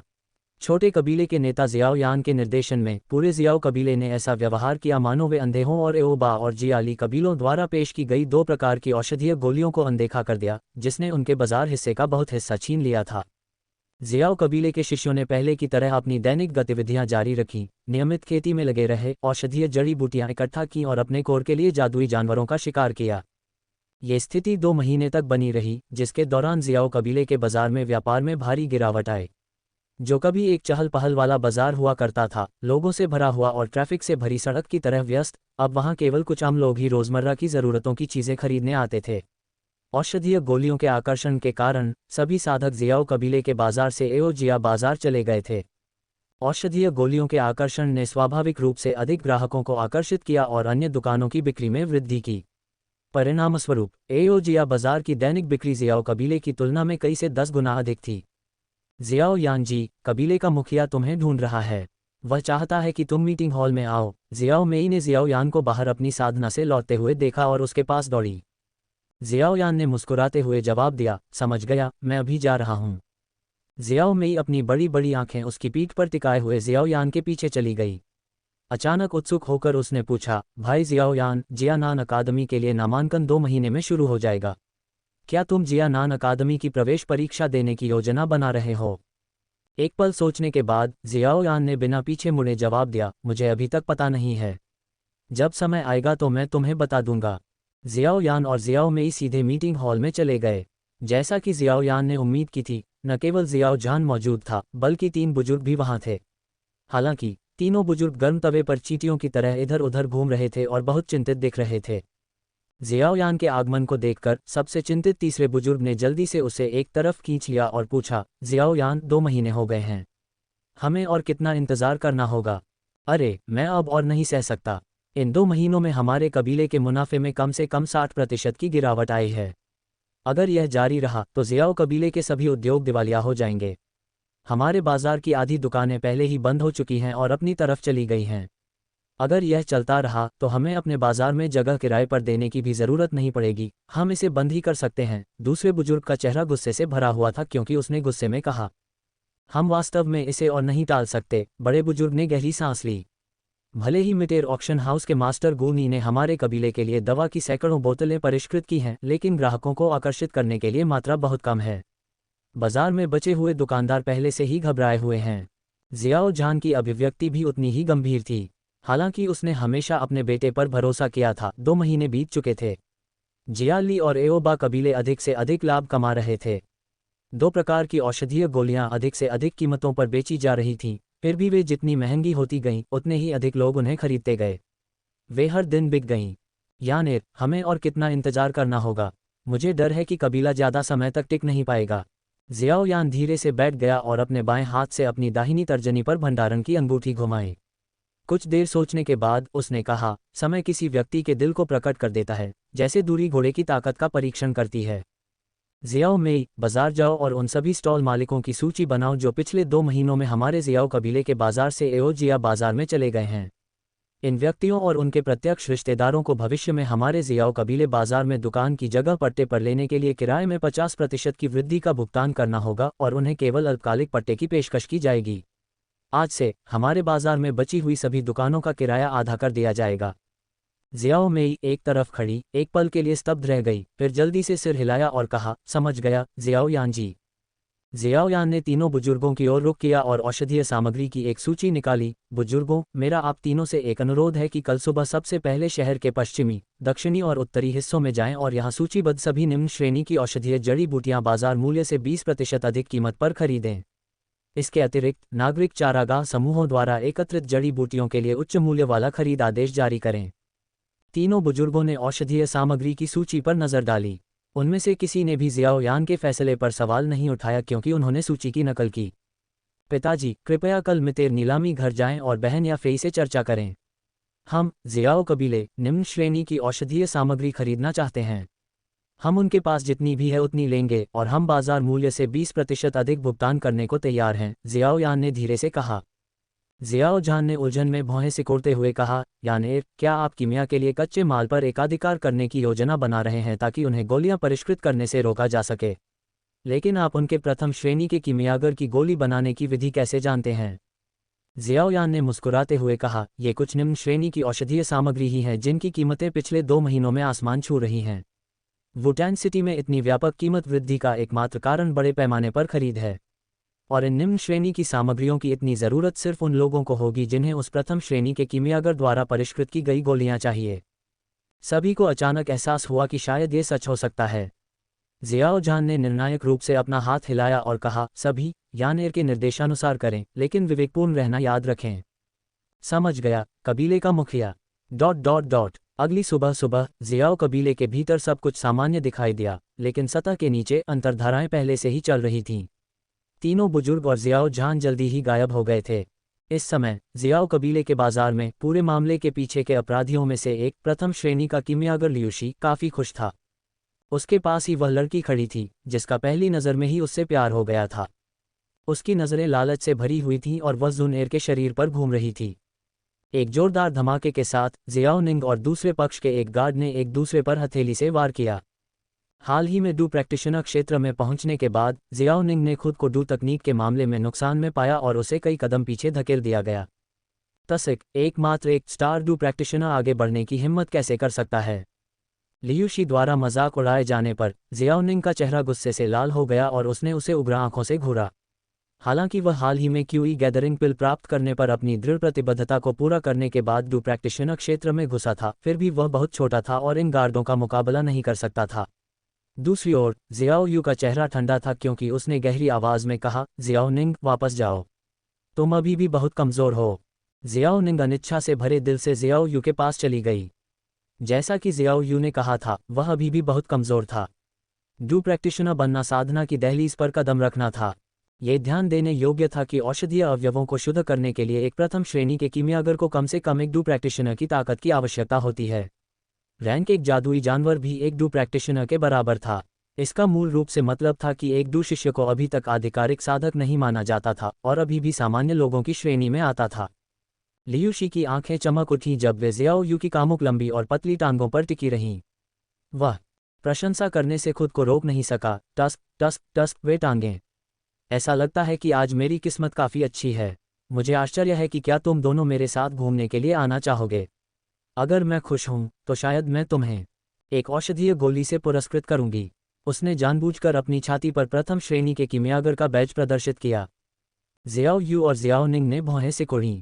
प्रथम श्रेणी का कीमियागर, क्या वह कायाकल्प पाउडर और माइनर डू क्यूई गोली को परिष्कृत करने के लिए जिम्मेदार नहीं था जिसने कबीले के लिए परेशानी खड़ी की? जियाओ यू ने ठंडे स्वर में उपहास किया, बस प्रथम श्रेणी का? मैंने उच्च श्रेणी के लोगों को देखा है। जुनैर, चलो चलें। जब वे जाने के लिए मुड़े तो भीड़ में से कई हटे कट्टे आदमी दिखाई दिए। उन्होंने अपने चेहरे पर मुस्कुराहट के साथ उनका रास्ता रोक दिया। जियाओ यू का सुंदर चेहरा काला पड़ गया जब वह मुड़ी और ठंडी आवाज में जिया ली एओ को संबोधित किया, हमारे अपने कबीले के बाजार में जाने का रास्ता रोक रहे हो? तुम मौत की तलाश में हो? जिया ली एओ एक तरफ खड़े होकर एक आत्मसंतुष्ट मुस्कान के साथ बोली, हे, जिस तरह से अब तुम्हारे लिए चीजें चल रही हैं, वह बहुत जल्द ही जियाओ कबीले बाजार हमारा हो जाएगा। मैं यहाँ बस हमारी भविष्य की संपत्ति पर एक नज़र डालने के लिए आई हूँ। अध्याय 19, हत्या का इरादा। लियूशी ने अहंकार से अपनी बर्फ सफ़ेद आस्तीन को सहलाया और शेखी बघारी, हे, वैसे भी जियाओ कबीला क्या है? अगर मैं चाहता तो मैं कीमिया उत्पादन बढ़ा सकता था, कीमिया के लिए मुआवजा कम कर सकता था और आपके जियाओ कबीले के बाजार को बिना किसी व्यवसाय के छोड़ सकता था। जल्द ही आप निश्चित रूप से दिवालिया हो जाएंगे, अपनी संपत्तियां बेचने के लिए मजबूर होंगे और वुटैन शहर से हमेशा के लिए गायब हो जाएंगे। जुनैर की नज़रें बर्फ की तरह जम गईं क्योंकि उसने अपनी आंखें लियूशी पर टिका दीं। उसके नाजुक होंठ थोड़े से खुले और उसने पलटकर कहा, बेवकूफ़, भले ही तुम कीमियागर हो फिर भी तुम एक बेवकूफ़ कीमियागर हो। कचरा कूड़ेदान में ही रहना चाहिए। वहाँ एक है, खुद कूदो और पर्यावरण को प्रदूषित करना बंद करो। तमाशा तुरंत सन्नाटे में डूब गया। सभी की नज़रें उस लड़की पर टिकी थीं जो वहाँ एक प्राचीन हरे कमल की तरह खड़ी थी, पूरी तरह से अविश्वास में। कीचड़ से बेदाग उगने वाले कमल की कहावत का क्या हुआ, जो बिना दाग लगे साफ पानी में खुद को साफ कर लेता है? ऐसा लग रहा था कि जियाओ यान का प्रभाव कीचड़ से भी आगे निकल गया था। यहाँ तक कि जुनएर भी गुमराह हो गई थी। जियाओ यू ने अपने माथे पर थप्पड़ मारा और असहाय भाव से कहा, जुनएर, कहावत याद रखो, तुम जिस संगत में रहते हो उससे प्रभावित होते हो। उस छोटे से बिगड़ेल से दूर रहो। एक कीमियागर के रूप में अपनी स्थिति के लिए चापलूसी करने के आदी लियूशी से कभी भी इस तरह से अपमानजनक तरीके से बात नहीं की गई थी। उसका चेहरा तुरंत काला पड़ गया और उसकी आंखों में एक मोटी, कामुक क्रोध प्रकट हुआ जब वह दहाड़ता हुआ बोला, जाओ, इन दोनों महिलाओं को पकड़ो और उन्हें मेरे घर ले आओ। ये सुनकर जिया लिएओ की पलकें झटके से फड़क उठीं। क्या यह आदमी वाकई बेवकूफ़ था? वह सड़क पर ऐसी बातें खुलेआम कैसे कर सकता था? भले ही वुटेन शहर 3 प्रमुख कुलों के बीच विभाजित था, फिर भी इसमें एक शहर का स्वामी था और अंततः ये जियामा साम्राज्य का हिस्सा था। महिलाओं का अपहरण करने की ऐसी हरकतें निस्संदेह अवैध थीं। क्या वह रात में गुप्त रूप से ऐसी योजनाओं के बारे में बात करने के लिए इंतजार नहीं कर सकता था? जिया लिएओ ने चारों ओर नज़र घुमाए और अपने आसपास मौजूद दर्जन भर या उससे ज़्यादा डू प्रैक्टिशनर स्तर की ताकत वाले मजबूत पहरेदारों को एक सार्थक नज़र से देखा। दर्जनों मजबूत पहरेदारों ने धीरे से सिर हिलाया और अपने शरीर से एक घेरा बनाया, जिससे दर्शकों का नज़ारा अवरुद्ध हो गया। जियाओ यू की पतली भौहें गुस्से में सिकुड़ गईं क्योंकि उसने दूसरे पक्ष के अहंकार को देखा। उसने तेजी से अपनी कमर से तलवार निकाली और उस मजबूत आदमी पर हिंसक तरीके से वार किया जो उसकी ओर बढ़ रहा था। एक झटके के साथ आदमी की छाती पर एक लंबा घाव दिखाई दिया, जिससे उसके कपड़े तुरंत खून से सने हुए थे। हालांकि जियाओ यू एक 3 स्टार डू प्रैक्टिशनर था, लेकिन दर्जन भर या उससे ज़्यादा हटे कट्टे आदमियों की ताकत भी डू प्रैक्टिशनर के दायरे में थी। जियाओ यू ने पाया कि वह संख्या में कम थी और नुकसान में थी। एक और हटे कट्टे आदमी को हथेली से मारकर गिराने के बाद, जिससे वह खून थूकने लगा, जियाओ यू ने जियाओ निंग की ओर रुख किया और चिल्लाया, जुनेर को ले जाओ और भागो, उस छोटे से बदमाश को यहाँ बुलाओ। आह, क्या तुम सड़क पर अच्छे शब्दों का इस्तेमाल नहीं कर सकते? तुम मेरे अच्छे नाम को नुकसान पहुंचा रहे हो। दूर से एक इत्मीनान से आवाज़ आए, एक ऐसी आवाज़ जो जियाओ कबीले के बाजार में बहुत जानी पहचानी थी। आवाज़ गिरते ही कई भारी धमाकों की आवाज़ें सुनाई दीं। जुनेर और दूसरों को घेरने वाले दर्जन भर या उससे ज़्यादा हटे कट्टे आदमी हवा से बिखरी पंखुड़ियों की तरह सभी दिशाओं में उड़ गए। कुछ लोग दुकान के साइन बोर्ड से लटक गए, दूसरे पेड़ों से, और कुछ दर्द से कराहते हुए ज़मीन पर पड़े रहे। जियाओ यान अपने हाथों को अपनी पीठ के पीछे करके कदम दर कदम आगे बढ़ा। जियाओ कबीले के बाजार में कई पहरेदार थे, लेकिन जियाओ यान इस बार अकेला आया था, उसके पीछे एक भी पहरेदार नहीं था। फिर भी इतना ही काफ़ी था। तुम्हारे जैसे कीमियागर का होना वाकई सभी कीमियागरों को शर्मसार कर देता है। जियाओ यान की निगाहें ठंडी थीं क्योंकि उसने लियूशी और जिया लिएओ को देखा। ये यंग मास्टर जियाओ यान है। वाह, वह बहुत ताकतवर है। उसने एक पल में इतने सारे कम स्टार वाले डू प्रैक्टिशनर से निपटा। जियाओ यू का मुंह थोड़ा खुला हुआ था। वाकई जियाओ यान ने पहले भी दया दिखाई थी, वरना वह बिना किसी चोट के नहीं बचती। जियाओ यान ने उसे एक गहरे लाल रंग के पेस्ट वाली बोतल दी और धीरे से कहा, यह जमावट पाउडर है। इसे अपने घाव पर लगाएं और यह कोई निशान नहीं छोड़ेगा। तभी जियाओ यू ने अपनी पिंडली पर एक कट देखा जिसके बारे में उसे पहले पता नहीं था। जियाओ यू ने औषधीय बोतल छीन ली और जियाओ यान को एक खाली नज़र से देखा। तुम्हारी आंखें वास्तव में भटकना पसंद करती हैं। जियाओ निंग जियाओ यान के पास गया और लियूशी की ओर इशारा करते हुए फुसफुसाया, छोटे कबीले के नेता, वह प्रथम श्रेणी के कीमियागर हैं। जियाओ यान ने मुस्कुराते हुए लियूशी को देखा, फिर भी उसकी आंखों में कोई गर्मजोशी नहीं थी।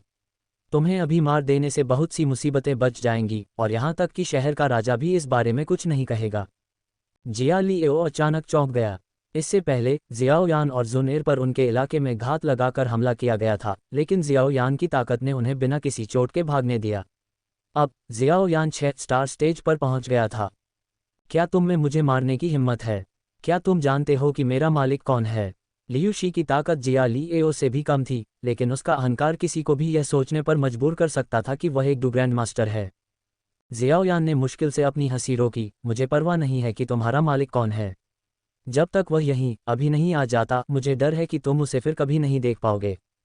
उसकी आंखों में एक हत्या का इरादा चमक उठा।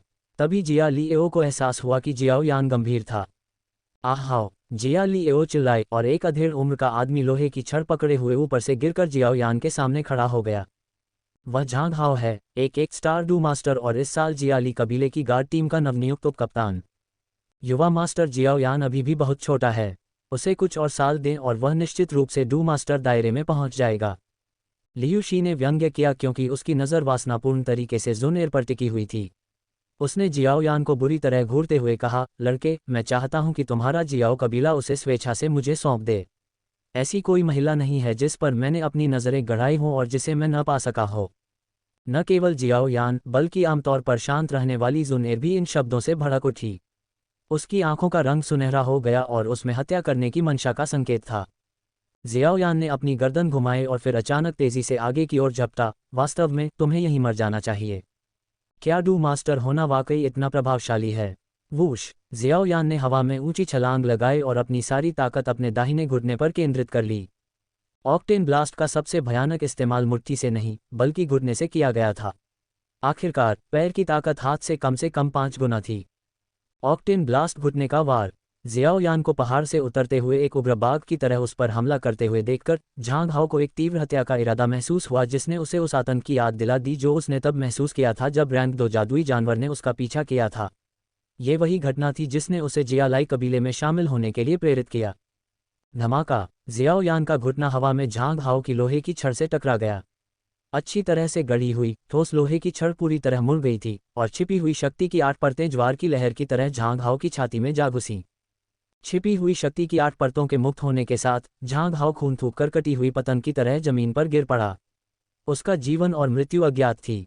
लियू शी और जिया लीएओ के चेहरे पहले से ही मौत की तरह पीले पड़ गए थे। क्या वह वास्तव में सिर्फ एक डू प्रैक्टिशनर था? वह एक डू मास्टर को कैसे हरा सकता था? वह इतना भयंकर होने के लिए कौन सी डू तकनीक की साधना कर रहा था? जुनेर ने सोचा, अजीब बात है, अभी तो सिर्फ 2 महीने हुए हैं। जियाओ यान गेगे की ताकत फिर से कैसे बढ़ गई? क्या उसने कोई शक्तिशाली औषधीय गोली ली होगी? लेकिन उसे ऐसी गोली कहाँ से मिलेगी? जिया लीएओ को लगा कि वह पागल हो रहा है। विभिन्न औषधीय गोलियों की सहायता से 1 स्टार डू प्रैक्टिशनर से 3 स्टार डू प्रैक्टिशनर बनने में उसे 1 साल से ज्यादा, लगभग 2 साल लग गए थे। उसने सोचा कि वह जियाओ यान को चुनौती दे पाएगा। फिर भी 2 महीने पहले उसे बताया गया कि जियाओ यान अपने वयस्क होने के समारोह में 6 स्टार डू प्रैक्टिशनर बन गया है। अब उसे एहसास हुआ कि न केवल जियाओ यान की साधना उच्च थी बल्कि डू तकनीकों में उसकी महारत भी असाधारण रूप से गहन थी। उसकी युद्ध शक्ति एक डू मास्टर से भी ज्यादा मजबूत थी। जियाओ यान को अपने प्रतिद्वंद्वी पर इस तरह हावी होते देख वहां मौजूद हर कोई सदमे से उबर नहीं पाया। क्या इस तरह से अलग अलग क्षेत्रों में लड़ना वाकई संभव था? जियाओ यान ने अपनी नज़र जिया लीएओ और लियूशी की ओर घुमाई। यहाँ तक कि कई लड़ाइयों में भाग लेने वाले भाड़े के सैनिकों को भी उस युवक के चेहरे पर ठंडी और उदासीन अभिव्यक्ति देखकर दिल में ठंडक महसूस हुई। जियाओ यान अब उस व्यक्ति से बिल्कुल अलग लग रहा था जो हमेशा मुस्कुराहट के साथ सभी का अभिवादन करता था। शांति से आराम करो, अपने अगले जन्म में अपना मुंह साफ रखना याद रखना। अध्याय 20 कीमत बढ़ाना। जियाओ यान ने एक लोहे की छड़ उठाई और उसे सीधे लियूशी के पीले चेहरे पर एक तेज सीटी की आवाज़ के साथ घुमाया। अपनी शारीरिक शक्ति के कारण किसी भी डू तकनीक का उपयोग किए बिना भी ये प्रहार लियूशी के सिर को कुचले हुए तरबूज जैसा कुछ बना देगा। जियाओ यू और जियाओ निंग ने झटके के पीछे घातक इरादे को महसूस करते हुए कठोरता से खड़े रहे। जियाओ यान की निर्णायक निर्दयी कार्रवाई उनके दिलों में उसके प्रति बनी हुई कोमल छवि के बिल्कुल विपरीत थी। जियाओ यू ने कभी नहीं सोचा होगा कि वह युवक जो उसे मजाकिया ढंग से चिढ़ाता था और उसका फायदा उठाता था जब वह वास्तव में क्रोधित होता है तो इतना निर्दयी हो सकता है। बिल्कुल भी दया नहीं दिखाई गई। जैसे ही छड़ लियूशी को मारने वाली थी जो उससे सिर्फ आधा इंच की दूरी पर थी, जियाओ यान ने अपनी आध्यात्मिक शक्ति से आने वाले खतरे को महसूस किया। उसने तुरंत अपना हमला छोड़ दिया और किनारे की ओर भाग गया। अगले ही पल उसके माथे के सामने एक हरी बिजली चमकी। बालों की 2 लंटें कट गईं और धीरे धीरे जमीन पर गिर गईं। जियाओ यान गेगे। जुनेर का दिल उसके गले में था, लेकिन जब उसने उसे हमले से बचते हुए देखा तो उसने राहत की सांस ली। हमले से बचने के बाद जियाओ यान ने अपने बाएं हाथ से जमीन को धक्का दिया और जोर से एक हाथ से पुशअप किया। जब उसके पैर जमीन पर पड़े तो उसने अपने शरीर को घुमाया और अपने दाहिने हाथ में पकड़ी हुई छड़ को जिया लीएओ की ओर फेंका, जो वहां अचंभित होकर खड़ी थी। चूंकि वह लियूशी को नहीं मार सकता था, इसलिए वह जियाली कबीले के बेवकूफ यंग मास्टर को खत्म कर सकता था। एक झटके में एक निर्दयी लोहे जैसा हाथ जिया लीएओ के पीछे से बाहर आया और मजबूती से उड़ती हुई छड़ को पकड़ लिया। जब जिया लीएओ ने देखा कि लोहे की छड़ लगभग उसकी आंख की पुतली को छेद रही है, तो वह इतना डर गया कि उसके पैर लड़खड़ा गए और वह कांपते हुए जमीन पर गिर पड़ा। उस हाथ में अभी भी छड़ पकड़ी हुई थी, भले ही उसने ऑक्टेन ब्लास्ट का इस्तेमाल किया हो। कुछ खास नहीं किया जा सकता था, उनके बीच साधना का अंतर बहुत बड़ा था। पूरी तरह से महारत हासिल हाईजुवान डू तकनीक भी साधना में इतने बड़े अंतर को पाट नहीं सकती थी। इतना छोटा, फिर भी इतना दुष्ट हृदय। लोहे की छड़ को कुचलने के बाद लियूशी और जियाली एओ के पीछे से दो आकृतियां ठंडी हंसी के साथ उभरीं। जियाली कबीले के मुखिया जियाली बी और एओबा कबीले के मुखिया एओबापा। वे दोनों डू ग्रैंड मास्टर थे। मेरा बेटा दुष्ट है या नहीं, ये तुम्हारा काम नहीं है। ये बुरा आदमी चाहता है कि उसका बेटा उसके जैसा बने, तो बस बाहर निकल जाओ। जियो झान 3 बुजुर्गों और गार्डों के एक समूह के साथ जियोयान के पीछे से आया। जियो झान ने जियोयान के कंधे को थपथपाया और उसे अंगूठा दिखाया, बहुत बढ़िया। जियोयान ने असंतुष्ट भाव से अपने कंधे उचकाए, बहुत बुरा हुआ कि मैंने उन दोनों के सिर तरबूज के रस में नहीं बदल दिए। पिता और बेटे की नोकझोंक सुनकर जियाली बी का चेहरा बहुत काला पड़ गया। आखिरकार उसका अपना बेटा मौत से बाल बाल बच गया था। जियो झान ने काले चेहरे वाली जियाली बी को देखा और कहा, क्या लड़ाई के लिए उत्सुक हो? मेरा जियो कबीला कभी भी कहीं भी तुम्हारा साथ देने के लिए तैयार है। तुम? एओबापा ने जियाली बी को रोका और अपना सिर हिलाया। हालांकि उनके दो कुलों ने गठबंधन बनाया था, लेकिन ये केवल एक आर्थिक साझेदारी थी। भले ही उनकी संयुक्त ताकत जियाओ कबीले से ज्यादा थी, उनके पक्ष में ज्यादा डू ग्रैंड मास्टर्स के साथ वे जियाओ कबीले के खिलाफ युद्ध छेड़ने का जोखिम नहीं उठा सकते थे। आखिरकार अगर वे सच में मौत से लड़ते तो आपसी साजिश के कारण गठबंधन अनिवार्य रूप से टूट जाता। इससे भी महत्वपूर्ण बात यह है कि अगर वे जियाओ झान को मार देते या जियाओ कबीले को नष्ट कर देते तो नालन जी निश्चित रूप से बदला लेंगे। उनके दोनों कबीले डू राजा के क्रोध का सामना नहीं कर पाएंगे। नालन यानरान द्वारा सगाई तोड़ने की बात बाहरी लोगों से गुप्त रखी गई थी। ठीक है, बस रुको जियाओ झान। जियाली बी हंसी की हद तक गुस्से में एक कठोर शब्द छोड़कर जाने के लिए मुड़ गया। जब वह लियूशी के पास से गुजरा और उसके चेहरे पर भयभीत भाव देखा तो वह अवाक रह गया। ये व्यक्ति कभी कीमियागर कैसे बन गया, इतना सम्मानित पेशा। उसने अपने गुस्से को दबाने के लिए एक गहरी सांस ली और धीमी आवाज में कहा, श्रीमान लियूशी चलो। ओह उस लड़की के बारे में क्या? लियूशी ने कामुक भाव से जुनैर को देखा। जियाली बी और एओबापा की पलकें जोर से फड़कने लगीं। दोनों को इस मूर्खता को मौके पर ही थप्पड़ मारने का मन हुआ। जियाली बी ने अपनी मुठ्ठियां कस लीं और एक पल के बाद खुद को एक बदसूरत मुस्कान देने के लिए मजबूर किया। जब हम वापस लौटेंगे तो इस मामले पर आगे चर्चा करेंगे। यहाँ और अधिक समय तक रहना बुद्धिमानी नहीं है। ओह ठीक है। अनिच्छा से लियूशी ने सिर हिलाया और आखिरकार जियाली बी के पीछे बाजार से निकल गया। इस समय लियूशी ने जियाओयान की आंखों में छिपी सूक्ष्म हत्यारी मंशा को नहीं देखा। जियाओयान ने लियूशी और अन्य लोगों को जाते हुए देखा, फिर पूछा, पिताजी सब कुछ कैसा रहा? जियाओ झान और तीनों बुजुर्गों ने उसका सवाल सुनकर उदास हो गए। उन चारों ने हैरानी में अपना सिर हिलाया। जियाओ झान ने आह भरी, अफसोस, यह एक विफलता थी। हमें मिटेर नीलामी घर से केवल थोड़ी मात्रा में औषधीय सामग्री मिली। अन्य प्रमुख औषधीय व्यापारियों ने कहा कि हमें जवाब देने से पहले उन्हें इस पर विचार करने के लिए समय चाहिए। ग्रैंड एल्डर ने कहा, वुतान शहर में कई जड़ी बूटी इकट्ठा करने वाली टीमों के लिए भी यही बात लागू होती है।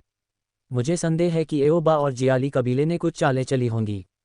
लेकिन सभी की उम्मीदों के विपरीत जियाओयान की प्रतिक्रिया इस खबर पर निराशा की नहीं थी। इसके बजाय उसकी आंखें चमक उठीं और उसने आत्मविश्वास से भरा हुआ भाव दिखाया। क्या तुमने इसकी उम्मीद की थी, यानेर? बिल्कुल भी उम्मीद नहीं थी। चलो वापस चलते हैं। वुतान शहर के प्रमुख औषधीय व्यापारियों और जड़ी बूटी इकट्ठा करने वाली टीमों को हमारे पास आने में ज्यादा समय नहीं लगना चाहिए। हमें बस इंतजार करना होगा। ... जैसा कि अपेक्षित था, वुटैन शहर के सबसे बड़े औषधीय व्यापारी और जड़ी बूटी इकट्ठा करने वाली टीमें उसी रात जियाओ कबीले के मीटिंग हॉल में पहुंची, जैसे कि पहले से तय हो, ताकि जियाओ झान के साथ औषधीय सामग्री के मामले पर चर्चा की जा सके। भाई जियाओ झान, हमें इस बार बहुत खेद है। मुझे डर है कि हम आपको औषधीय सामग्री नहीं बेच पाएंगे। जियाओ झान ने यह सुनकर भौहें सिकुड़ी और गहरी आवाज में कहा, ये औषधीय सामग्री दुर्लभ या कीमती नहीं है, ये सबसे निम्न श्रेणी की हैं। हमारे जियाओ कबीले को न केवल बड़ी मात्रा में इनकी आवश्यकता है, बल्कि वे बाजार मूल्य से 20% अधिक कीमत भी देते हैं। मुझे सच में समझ नहीं आ रहा है कि तुम हमें बेचने से क्यों मना कर रहे हो। सब ने एक दूसरे की तरफ देखा। कहने की जरूरत नहीं कि उनमें से कोई भी अपने दिल में जियो झान को नाराज नहीं करना चाहता था। आखिरकार जियो कबीला वुटैन शहर का सबसे मजबूत कबीला था और कोई भी उनसे दुश्मनी नहीं करना चाहता था। क्या इसलिए कि तुम दोपहर में जियाली कबीले और एओबा कबीले के पास गए और उन्हें औषधीय सामग्री खरीदने के हमारे इरादे के बारे में बताया और उन्होंने अधिक कीमत की पेशकश की, है न? जियोयान, जो अपने चाय के प्याले के ढक्कन से छेड़छाड़ कर रहा था और चाय की पत्तियों को खुरच रहा था, बिना ऊपर देखे धीरे से बोला। मौजूद कई प्रमुख व्यापारियों ने मुश्किल से निगला। हालांकि यह व्यवहार बिल्कुल गलत नहीं था, लेकिन इसे जोर से कहने से दूसरों को संभावित रूप से नाराज किया जा सकता था। धमाका! जियो झान ने मेज पर जोर से पटका और पूरे हॉल में एक डू ग्रैंडमास्टर की आभा भर गई। उसी समय हरे रंग के शेर के सिर की राजसी आकृति उसके पीछे धुंधली दिखाई दी। कोई आश्चर्य नहीं कि तुम शाम को हमारे पास आए। सुबह में हम आपसे मिलने आए थे। पता चला कि आप बीच में जियाली और एओबाकुलों से मिलने गए थे। एक व्यापारी ने कड़वी मुस्कान दी। भाई जियाओ झान, हमारे लिए भी व्यापार करना आसान नहीं है। आधे साल पहले कबीले के मुखिया जियालीबी और कबीले के मुखिया एओबापा ने हमसे संपर्क किया था। हम उन्हें हर महीने औषधीय सामग्री की आपूर्ति कर रहे हैं और वे बाजार मूल्य से 30% अधिक भुगतान करने को तैयार हैं। इसलिए हम जियाओयान ने अपने पिता को बीच में टोकते हुए कहा, आप लोगों को घबराने की कोई ज़रूरत नहीं है। हमारा जियाओ कबीला भी व्यापार में है, इसलिए हम स्वाभाविक रूप से आपकी कठिनाइयों को समझते हैं। खरीद और बिक्री हमेशा सबसे अधिक बोली लगाने वाले के जीतने के बारे में रही है। चलो इसे इस तरह से कहते हैं, हमारा जियाओ कबीला बाजार मूल्य से 50% अधिक एक और प्रस्ताव देगा और हम आप सभी के साथ सौदा करेंगे।